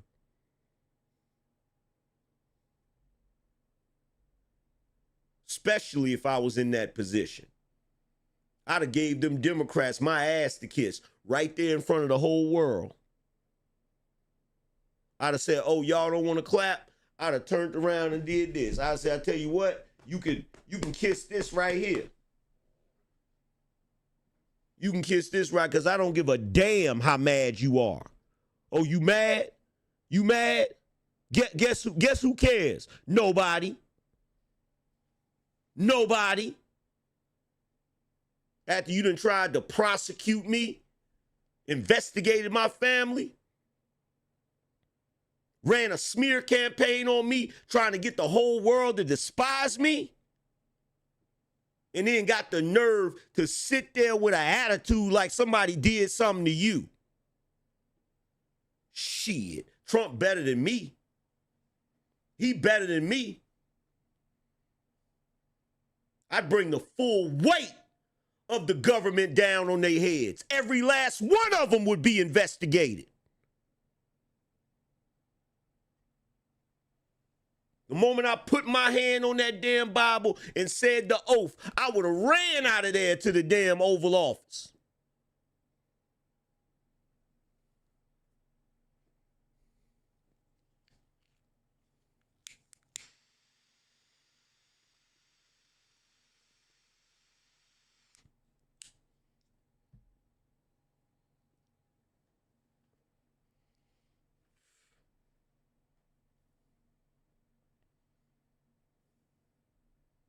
Talking about the only thing he want to do when he get in office is go after his political enemies. Why are they his political enemies? How did they become his political enemies?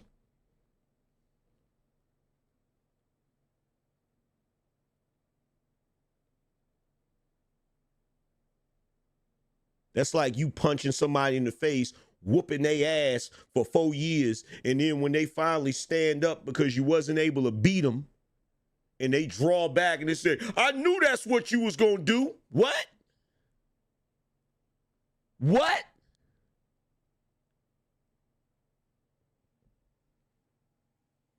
What? Are you serious?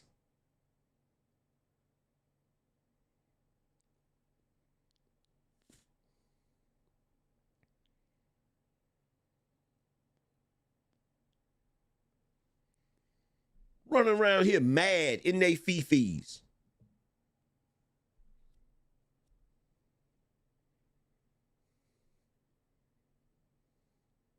And they didn't just start getting mad at Elon. They didn't just start getting mad at him because of Doge. They was already mad at him for taking X from him. They was already mad about that. Because before he got it, they was having a field day over there. They was having a field day over there. They always complaining about fascism. The way they was operating on Twitter was nothing but fascism.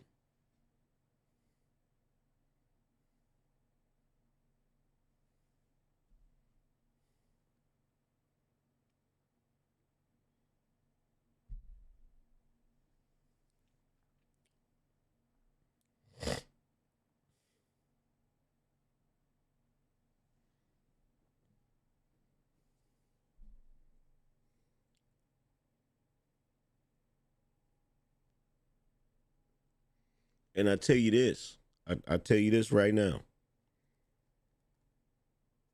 The way they operate and the way they move, I ain't got no hell to put nobody in.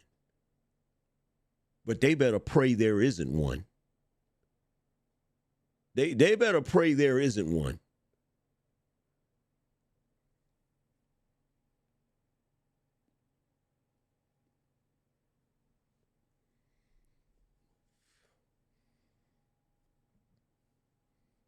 Because I don't give a damn what nobody say.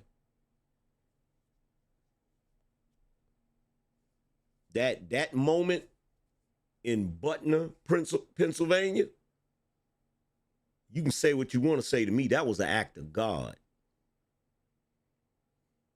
You can say what you want to say.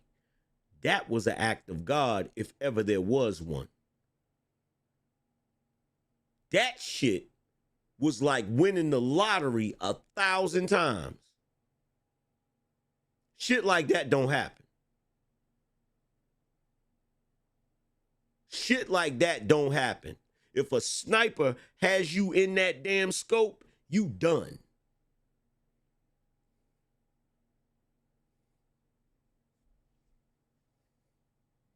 Shit like that does not happen.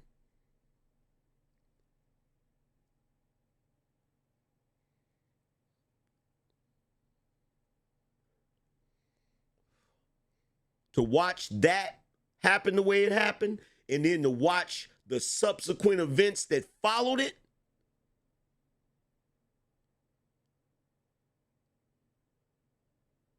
him catching win after win after win, all the way up to the election. Beating all of those cases. Winning. In a landslide, winning the Electoral College, winning the popular vote, winning all of the swing states. And his team just forming up like Voltron. That is an act of God, period. Point blank, period.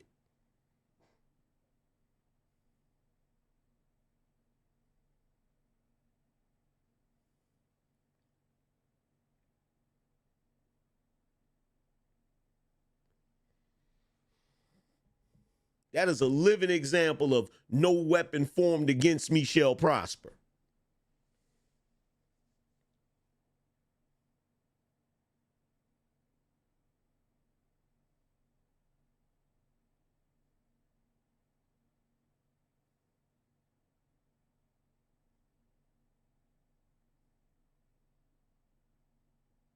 And I'm gonna tell you another reason why I know it's God. Because he's pulled back the veil. You Democrats can't even get on the mic without fucking up and saying the wrong thing. You can't even get on the microphone and talk without saying the wrong thing. Even your words betray you. And it's happening too many damn times to be a coincidence.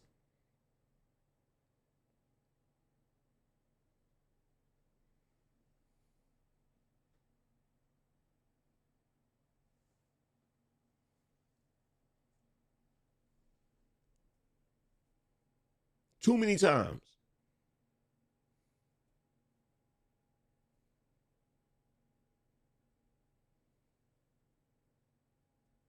And I ain't gonna tell you no lie. That woman that was running for office is pure evil. Pure evil. And I was terrified at what she would do if she got elected. And I prayed to Almighty God that she didn't win that election. I prayed to Almighty God that she didn't win. As I'm sure many of you did. And those prayers were answered. So I'm not trying to hear nobody come over here telling me nothing about Donald Trump. Get the hell out of my face. Get the hell out of my face. I don't care how much you boo Trump, because I've seen what you cheer for.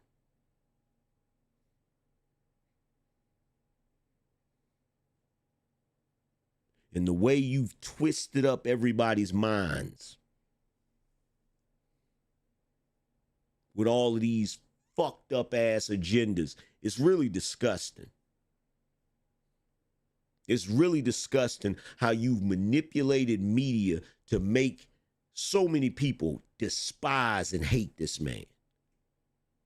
The way you've manipulated media to make people, average everyday people, sign up for some bullshit to the point where you don't even exist in reality anymore. You don't even exist in the truth anymore. Refusing to acknowledge just basic reality, just science.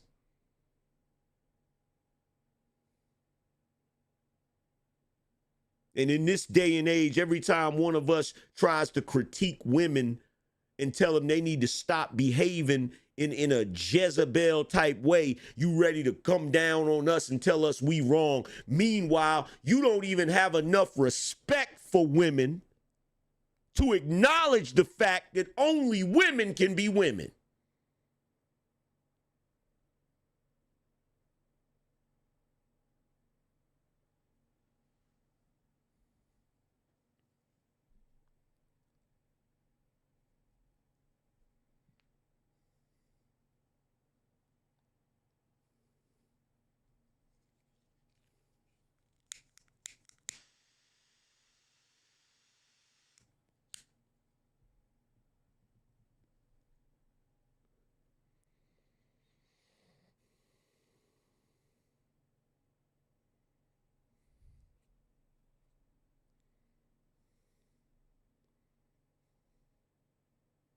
It's disgusting. It's disgusting, and it is a sad state of affairs.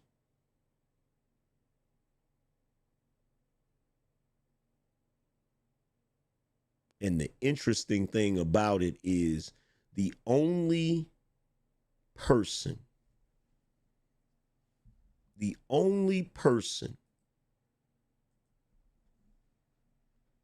that was brave enough to stand up to all of that shit, putting his life and his freedom in danger. The only person that gives us any semblance of hope that we might be able to turn this shit around is Donald Trump. Where the fuck would we be right now if that man decided not to run for president? After the way they treated him in his first administration and the way they treated him for 4 years during Biden's administration, where the hell would we be if he said, fuck this shit, I ain't got time for this? Where would we be?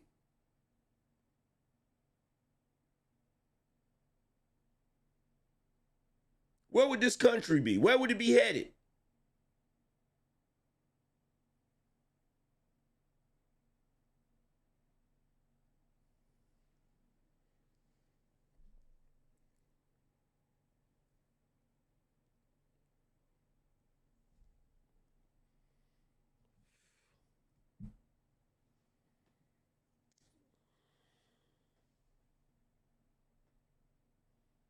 And keep this in mind, the boomers don't care.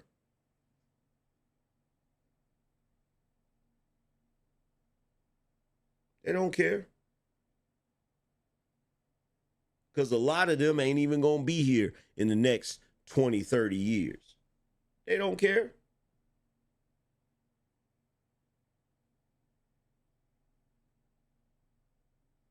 They don't give a shit.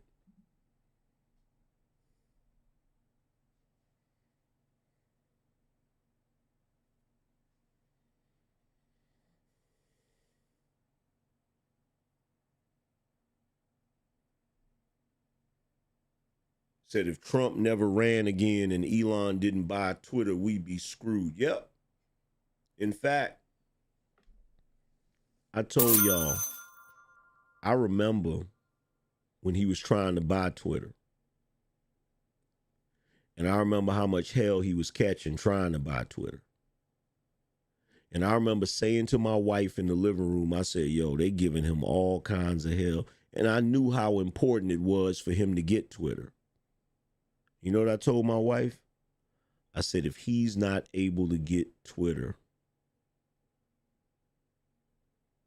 then we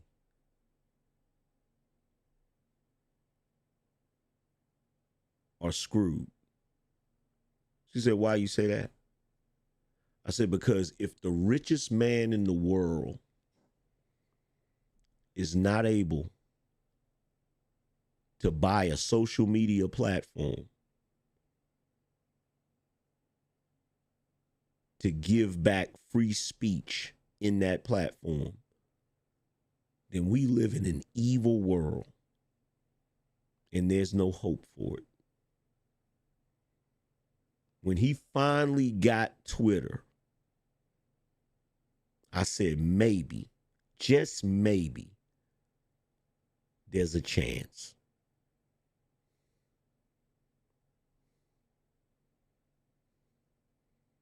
When Donald Trump got elected, I said, just maybe there's a chance.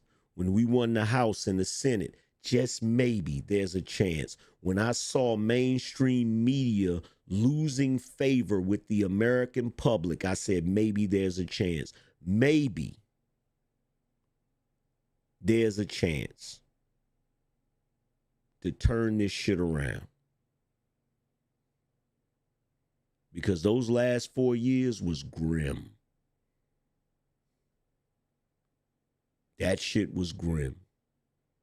And to have to sit back and watch them do that shit, the powerlessness that I felt, and I'm sure you felt. So us going out in full force, voting for Donald Trump and getting that win, us talking our shit on social media.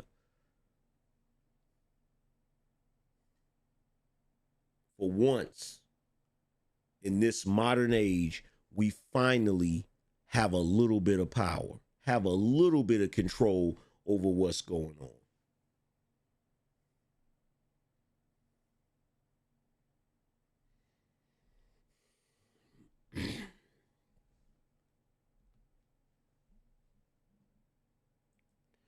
Yo, shout out to Stan. He said, videos like that inspire me to step my game up. Getting mad about it just means you're too comfortable being mediocre, in my opinion.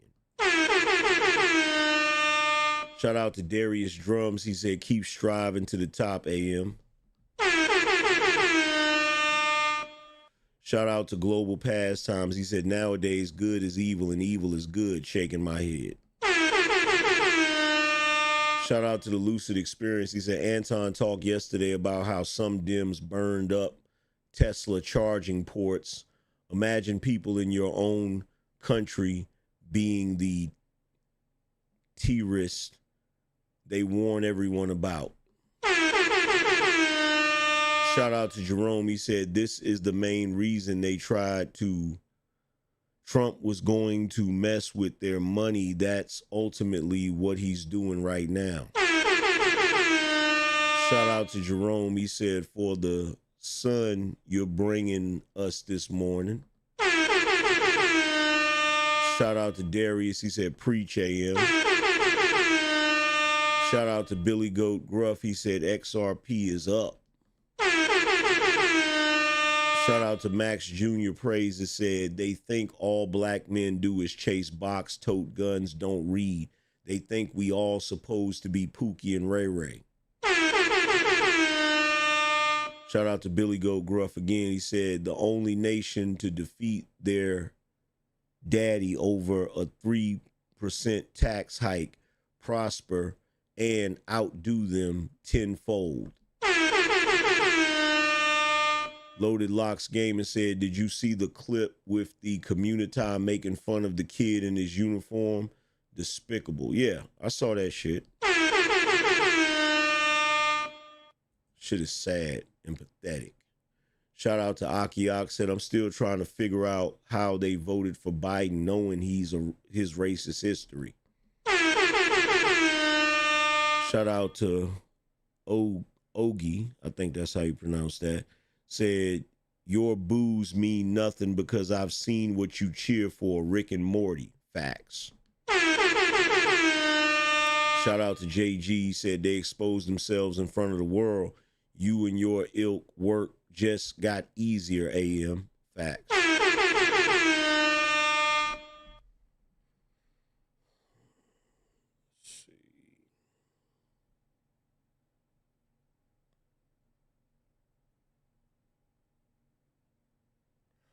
Shout out to Edgar. He said, grown ass man here.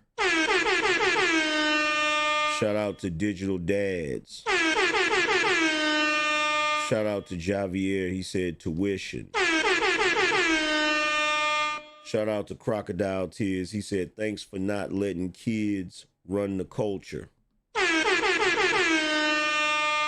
Shout out to Dark Power. Shout out to Global Pastimes.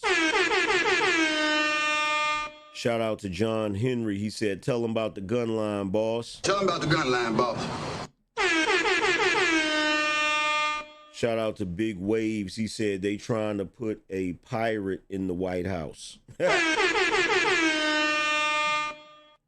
Shout out to Jeremy. Appreciate you. Here we go again. $100 boss up. Going down. Stack up and match up. Shout out to Jeremy for being a sponsor of the show. Appreciate you, broski. Let's see. Shout out to Corey. He said, thanks, bro. Shout out to Jayon. He said, I'm done with these so-called blacks. They fakes. Shout out to Robert. He said, best rapper from LG shouting you out.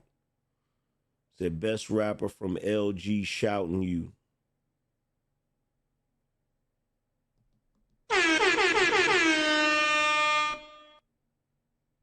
You mean you?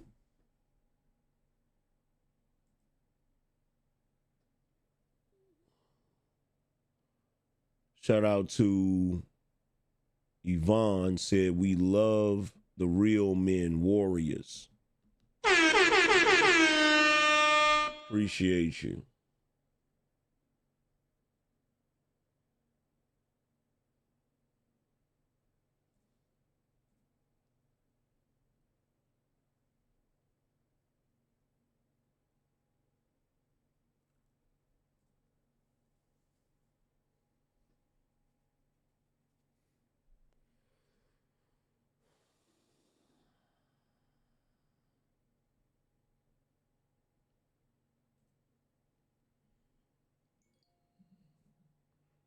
Shout out to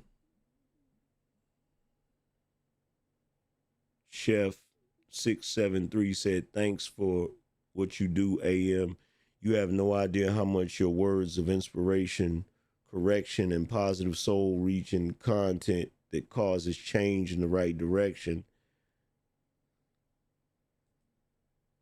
And how can I get a signed and unsigned copy of the book? It depends on which one you want. If you want a signed paperback, it's $50. If you want a signed hardcover, it's $100. Just send the money to Cash App and email me your address. So just send the money through Cash App and email me your name and address, and I'll get it out to you.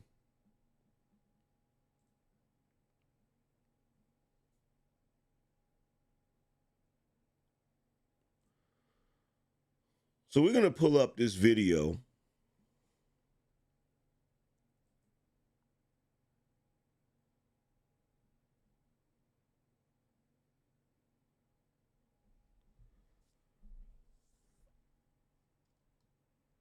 So for those of you that don't know,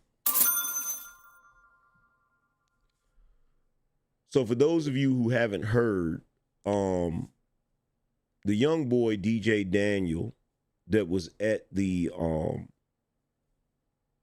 joint session of Congress, the little boy that has had countless surgeries because he's suffering from brain cancer,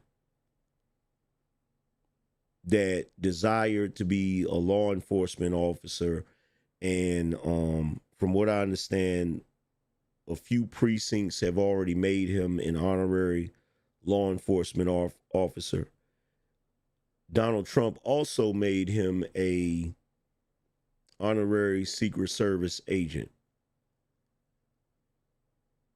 Aside from the Negroes from the culture that decided to make fun of this little black boy's uniform, you even have MSNBC hosts trying to use the little boy as a political prop, and said one of the most egregious things I've ever heard in my life. I'm going to play this video for you guys. I want you to check it out, and I'll give you my thoughts on the other side of it. The Democrats, their reaction to President Trump's address last night is being called embarrassing, disgraceful, one of the ugliest displays of partisan politics in American history. Now listen to this. The night began with several Democrats turning their backs on the president, then walking out. All right, y'all, I don't have a lot of time. I just came off the House floor. I could not stand one more second, tolerate one more second. And not to be outdone, Congressman Al Green made such a scene, he had to be thrown out. That's your warning.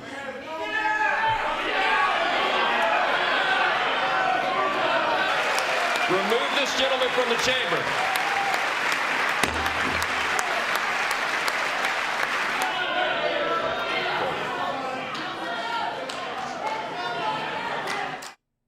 Now, this was barely 5 minutes into Trump's speech. Talk about decorum. That's what they're supposed to have.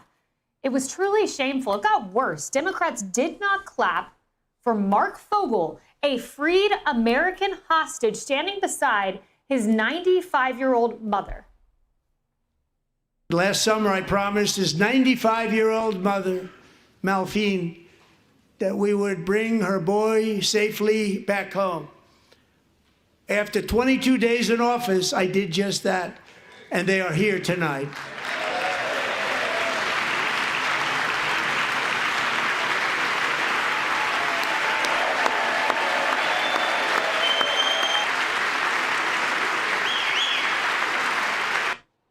And then Trump announced the capture of a terrorist, someone who killed 13 heroic Americans in Afghanistan. But nope, can't stand for that. 3.5 years ago, ISIS terrorists killed 13 American service members. Tonight, I am pleased to announce that we have just apprehended the top terrorist responsible for that atrocity. And he is right now on his way here to face the swift sword of American justice.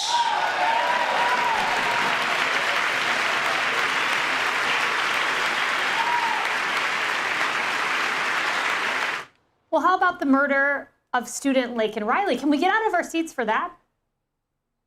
Laken was stolen from us by a savage illegal alien gang member who was arrested while trespassing across Biden's open southern border and then set loose into the United States under the heartless policies of that failed administration. With us this evening are Laken's beloved mother, Allison, and her sister, Lauren.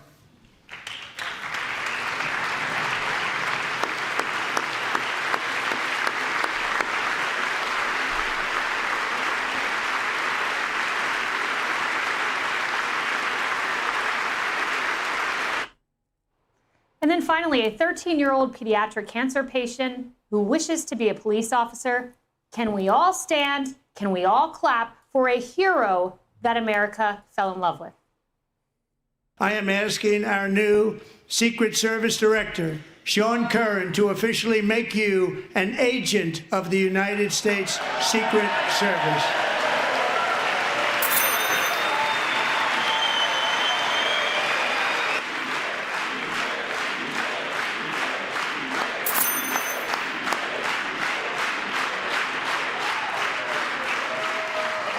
Thank you, DJ.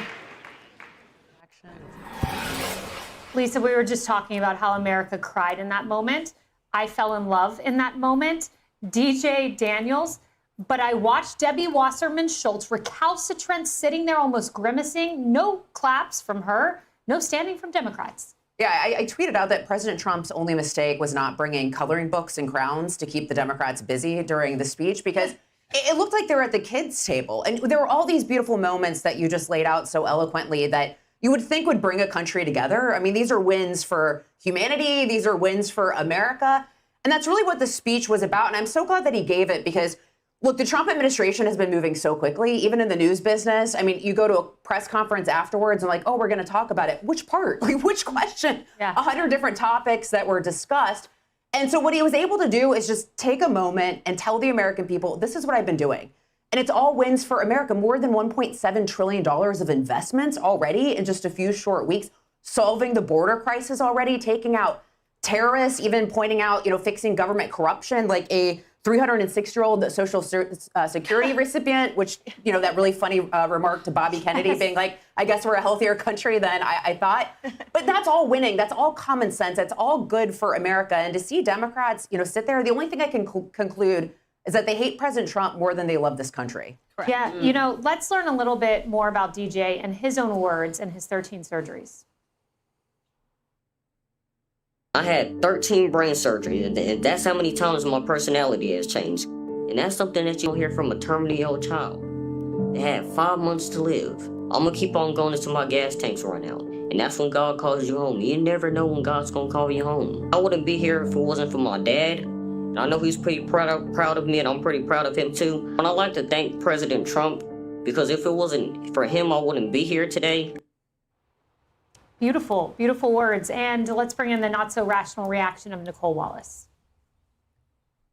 I hope he has a long life as a law enforcement officer, but I hope he never has to defend the United States Capitol against Donald Trump's supporters. And if he does, I hope he isn't one of the 6 who loses his life to suicide.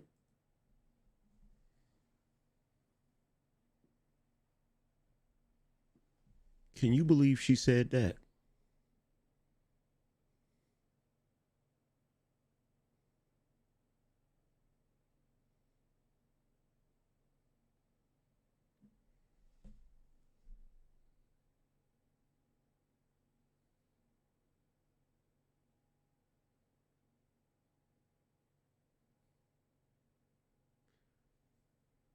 She should be made to apologize. There should be demands for her to apologize live on television for making that statement.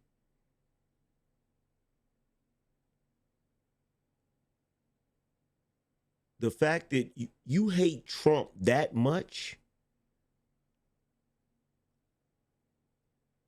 you hate Trump that much,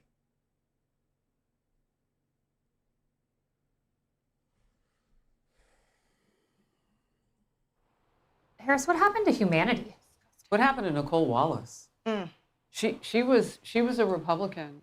She was the comms director for former President G.W. Bush. Like, she was somebody who could see the nation in a nonpartisan way when it called for that from the White House. She could see Americans. What is she looking at right now? She has joined the liberal side of the chamber last night, who I now can call, I mean, literally, the largest convention of heart donors living on the planet. Living heart donors. What happened to that beating passion inside their chest that said, we want to do great things for America and Americans? If they ever said it, did they even mean it? Look, I realize that they're struggling to find a message and a leader and all of that. But is the struggle so hard that you've been so damaged that now as a hurt person, you hurt others? That's what I thought of when she was speaking. I thought, there's been real heart damage here, and she's hurting, and so I guess she's just going to punch and kick. And Rachel Maddow just sitting there nodding. It was heartbreaking. I mean, I guess that's the thing. It's not anger. It is disappointment, but it's heartbreak. It is. It's heartbreak. And, you know, I want to compare, Emily, 1 year ago, how Laken Riley was talked about by the President of the United States versus last night. By the way, her name is Laken, not Lincoln. Watch the comparison.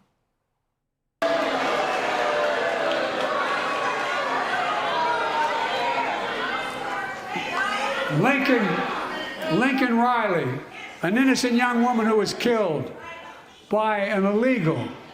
That's right. But how many of thousands of people being killed by illegals? With us this evening are Laken's beloved mother, Allison, and her sister, Lauren.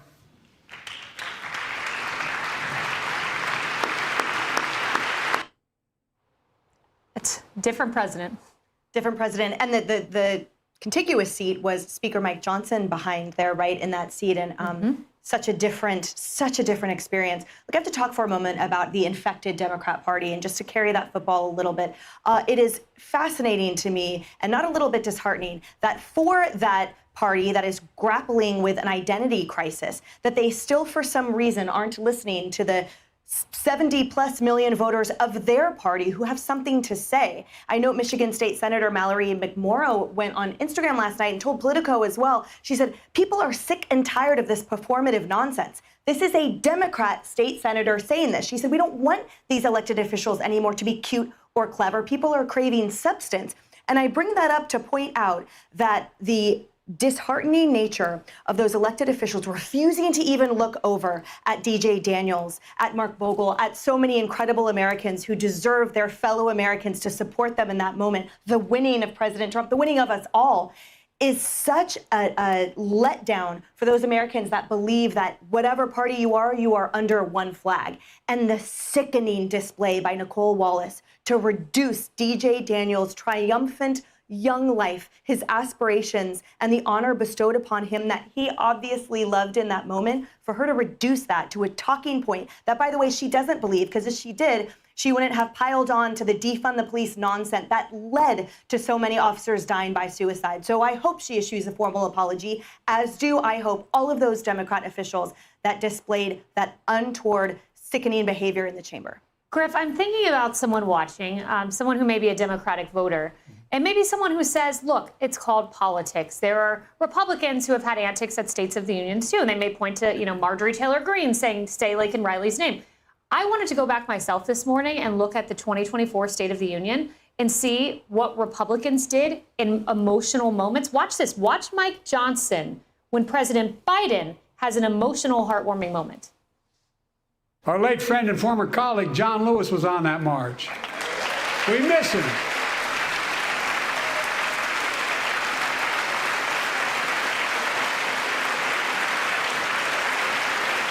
And 250 hostages taken. Here in this chamber tonight are families whose loved ones are still being held by Hamas. I pledge to all the families that we will not rest until we bring every one of your loved ones home. We also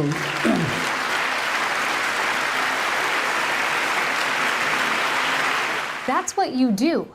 Yeah, it's called decorum. It's called, having some respect when you should clearly put politics aside for that. But look, let me just tell you something that shocks me, that really encapsulates what Democrats did wrong there. And it's to Harris's point about not finding a message or changing a message. They've stayed on the message of just oppose everything Trump does. We're just going to stand in the way no matter how great it is. Al Green is a congressman from Houston.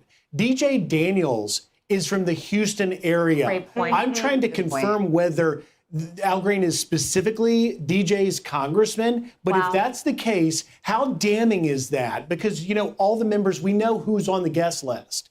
If DJ is Al Green's constituent and you put up that show of disrespect and didn't have the respect to stay in the gallery to applaud him, it tells you everything you need to know. There's an old saying, people used to say, well, if I dove in a river and saved a drowning man, the headline would simply read, so-and-so proves can't walk on water.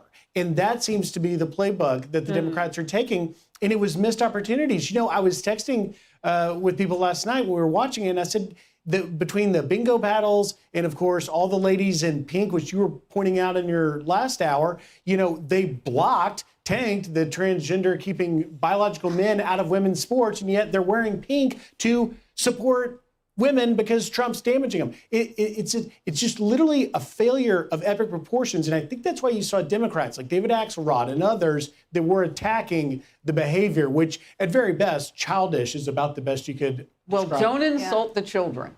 Yeah, don't insult the children. That's a great point you made about Al Green. Lisa, I want to just come back to you politically. I just wonder what Democrats are thinking. Quinnipiac found 21% is the approval rating of congressional Democrats. So that's your approval rating, an all-time low of 21%. 49% of Democrats disapprove of congressional Democrats, so almost half of your own party. Doug Schoen asked, it is as if the Democrat Party has gone beyond even Clinton campaign strategist James Carville's advice about staying silent and playing possum. They have become trivial and almost irrelevant. Well, they're still stammering after this past election. They're trying to, they're doing, we always say the soul searching after you sort of get defeated in that way. And I think they're out of arrows. They've shot everything at President Trump. He's still standing and stronger than ever. Yeah, he is.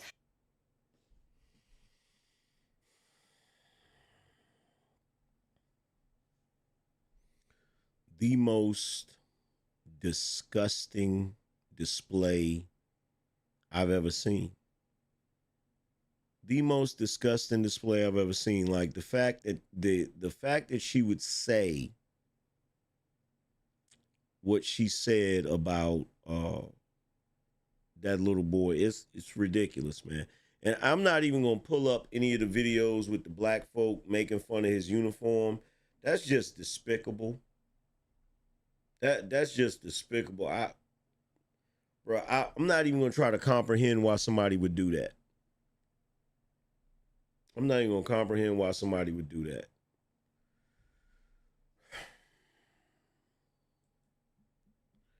Shout out to MA, say good morning, Angryman. How are you and the wife? Be encouraged, sir. Appreciate you.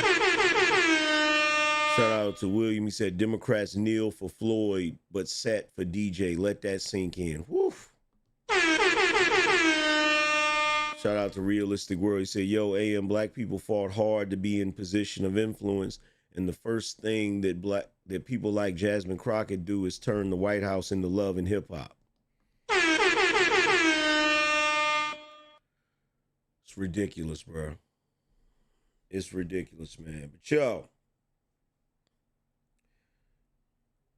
shout out to my man Big Waves. He said they just voted to censure Al Green on the floor. Word. Did they?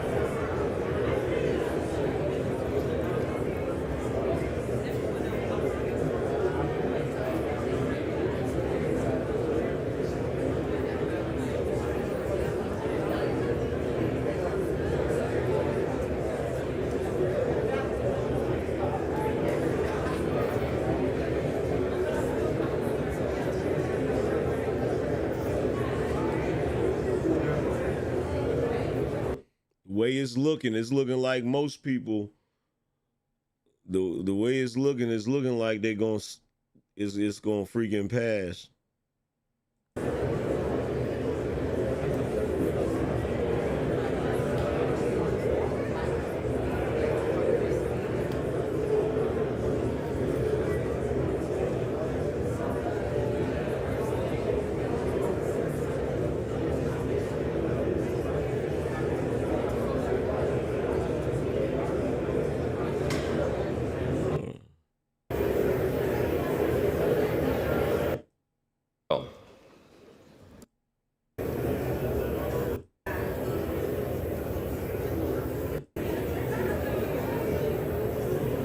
Present.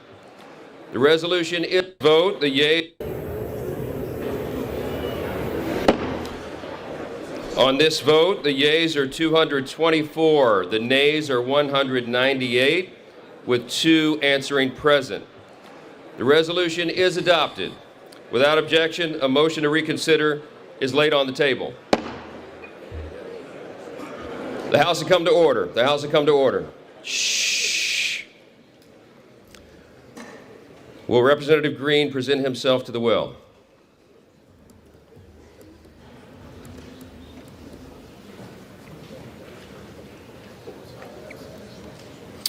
By its adoption of House Resolution 189, the House has resolved that Representative Al Green be censured, that Representative Al Green forthwith present himself in the well of the House of Representatives for the pronouncement of censure, and that Representative Al Green be censured with public reading of this resolution by the Speaker.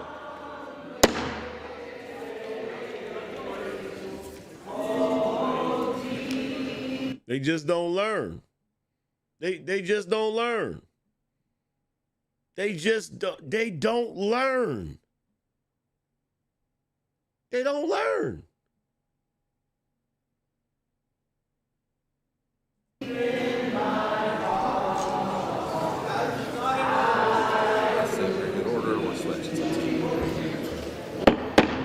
The House has come to order. The House has come to order.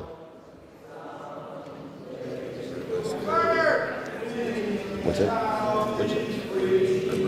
You want to let him keep doing this, or totally clear? The House will come to order. Clear the well, please. Clear the well. The House has to continue its business.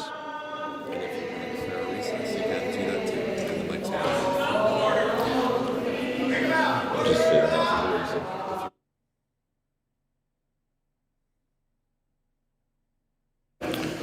Pursuant to Clause 12A of Rule 1, the House will stand in recess, subject to the call of the chair.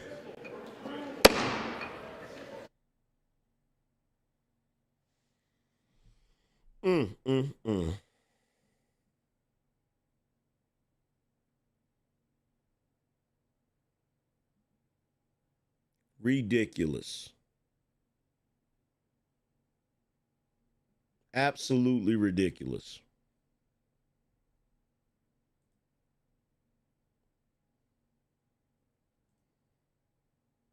Absolutely ridiculous.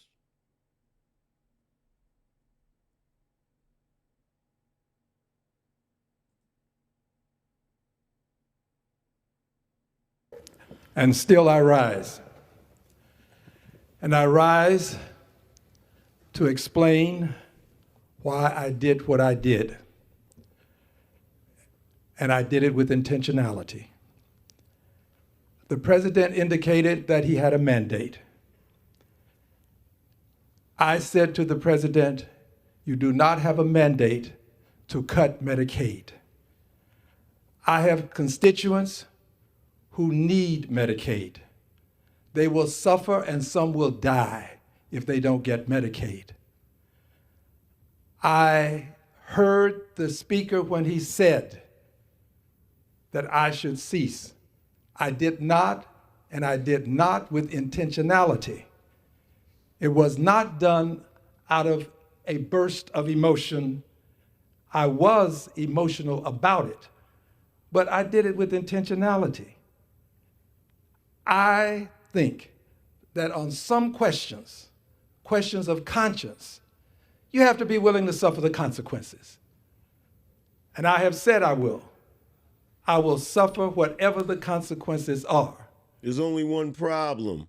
Donald Trump is not cutting Medicaid. Because I don't believe that in the richest country in the world, people should be without good health care. I stood up for my constituents then. I'm standing up for my constituents now. I am grateful to Mr. McGovern for what he has said. I'm grateful to those who have been standing with me. But I will tell you, I appreciate you. No anger. The officers who escorted me out, they were kind to me. I don't blame the speaker for anything. Friends, I would do it again. I have to be candid with you. I'm not trying to in some way insult you. This is a matter of principle. This is a matter of conscience. There are people suffering in this country because they don't have health care. I'll close with this. On some issues that are matters of conscience, it is better to stand alone than not stand at all. This is where I stand. I yield back. Gentleman yields back. Gentleman from Massachusetts reserves. Gentleman from Washington is recognized. Mr. Speaker, I'd like to yield as much time as he may consume. A gentleman from Washington, Mr. Baumgartner. Gentleman from Washington is recognized. Well, thank you, Mr. Speaker. I'd like to start by thanking my colleague from Washington State, Mr. Newhouse. Donald Trump is not the Republican president, he's the American president. And what happened last night was beneath the dignity of the House and beneath the dignity of the American people. And I say that as someone who is new to this body. I'd also like to point out how it was perceived and how it may have been interpreted. As you know, each member of the House receives a guest ticket, and I decided to give my guest ticket, the first one that I would have for this kind of occasion, to a teacher from Eastern Washington with the goal of inspiring an interest in civics and public service in that next generation of young people. In fact, we ran a competition for students to nominate their teacher. And the winning teacher that came had never been to Washington, D.C. before, had never been to the halls of Congress, and was so excited that she was here to watch this. And I have no idea what her political beliefs were. No idea whether she's Republican or Democrat or independent. She was just excited to be here as part of this experiment in democracy that we have. And all of her students were watching from home. And, you know, while it can be regrettable when, and it happens on both sides, when people have a spontaneous outburst of emotion and maybe say something they should, you know, what I saw and what I worry about what her students saw last night was a continued premeditated attack, and some might even say the appearance of a violent and threatening action with the cane. What is going on lately with these folks putting this smudge on their forehead? What is that about? Does anybody know? What is that about? I've seen a couple people doing that. What is that about?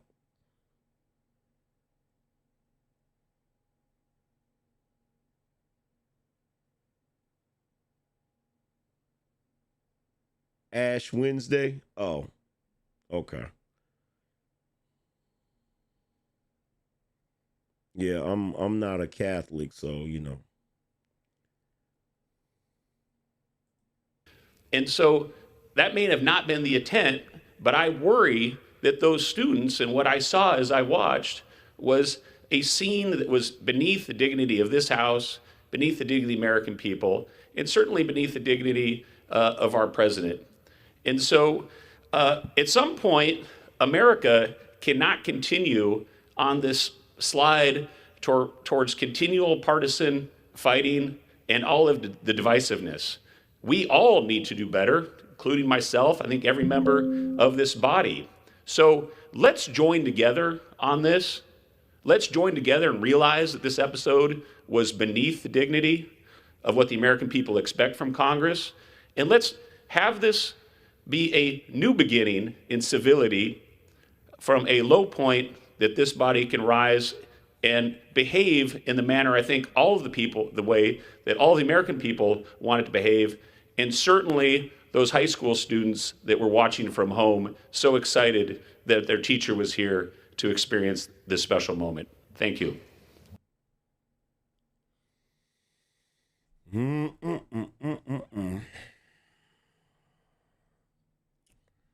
Ridiculous.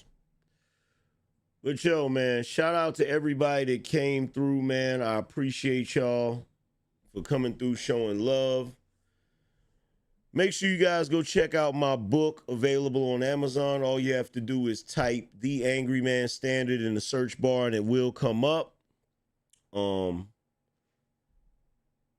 Also, if you want to check out the merchandise, you can click the link on the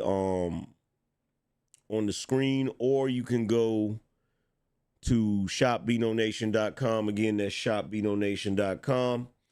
But other than that, man, I'm about to get up out of here. Shout out to everybody that came through, supported the show. Hold on one second. One second. Let's go back. Wait a minute.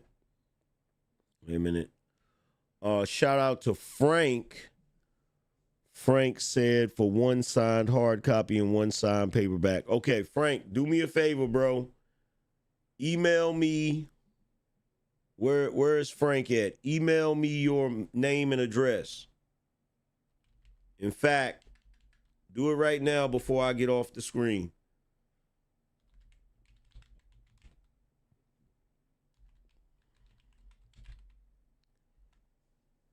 Shoot me an email at asktheangryman@gmail.com so I can get your name and address so I can ship it to you.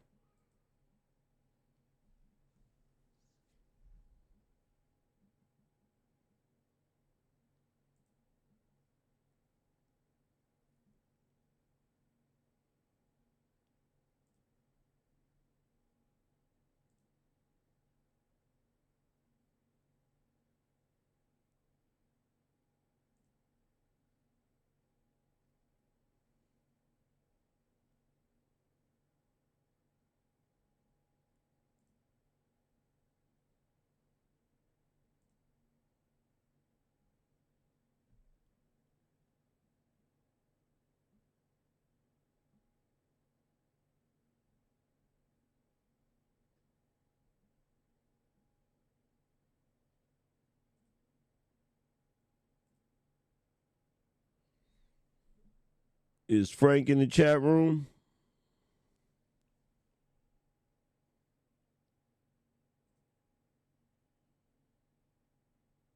Is Frank in the chat room?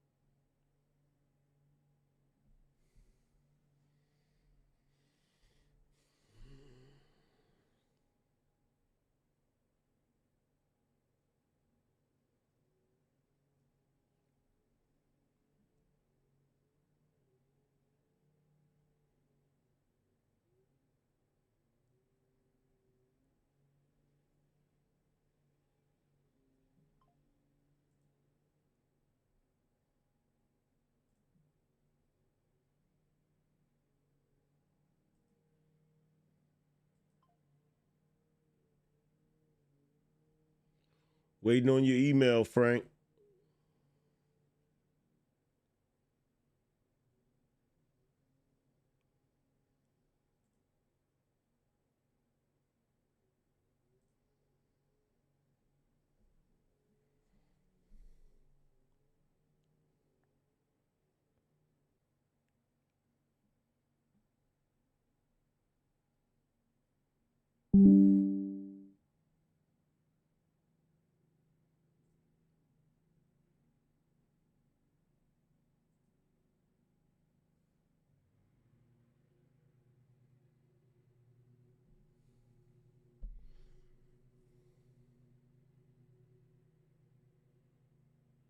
Is Frank in here?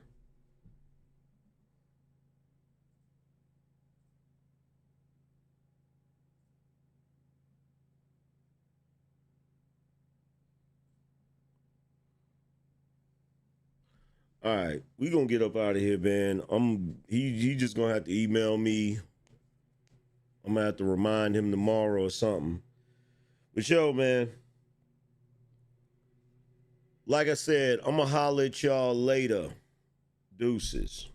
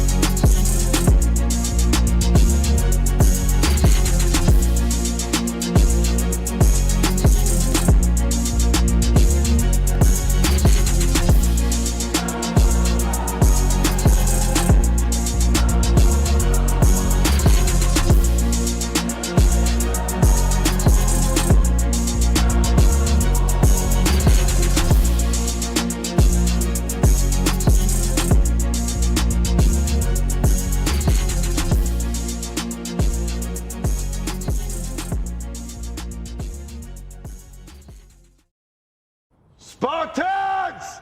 What is your profession?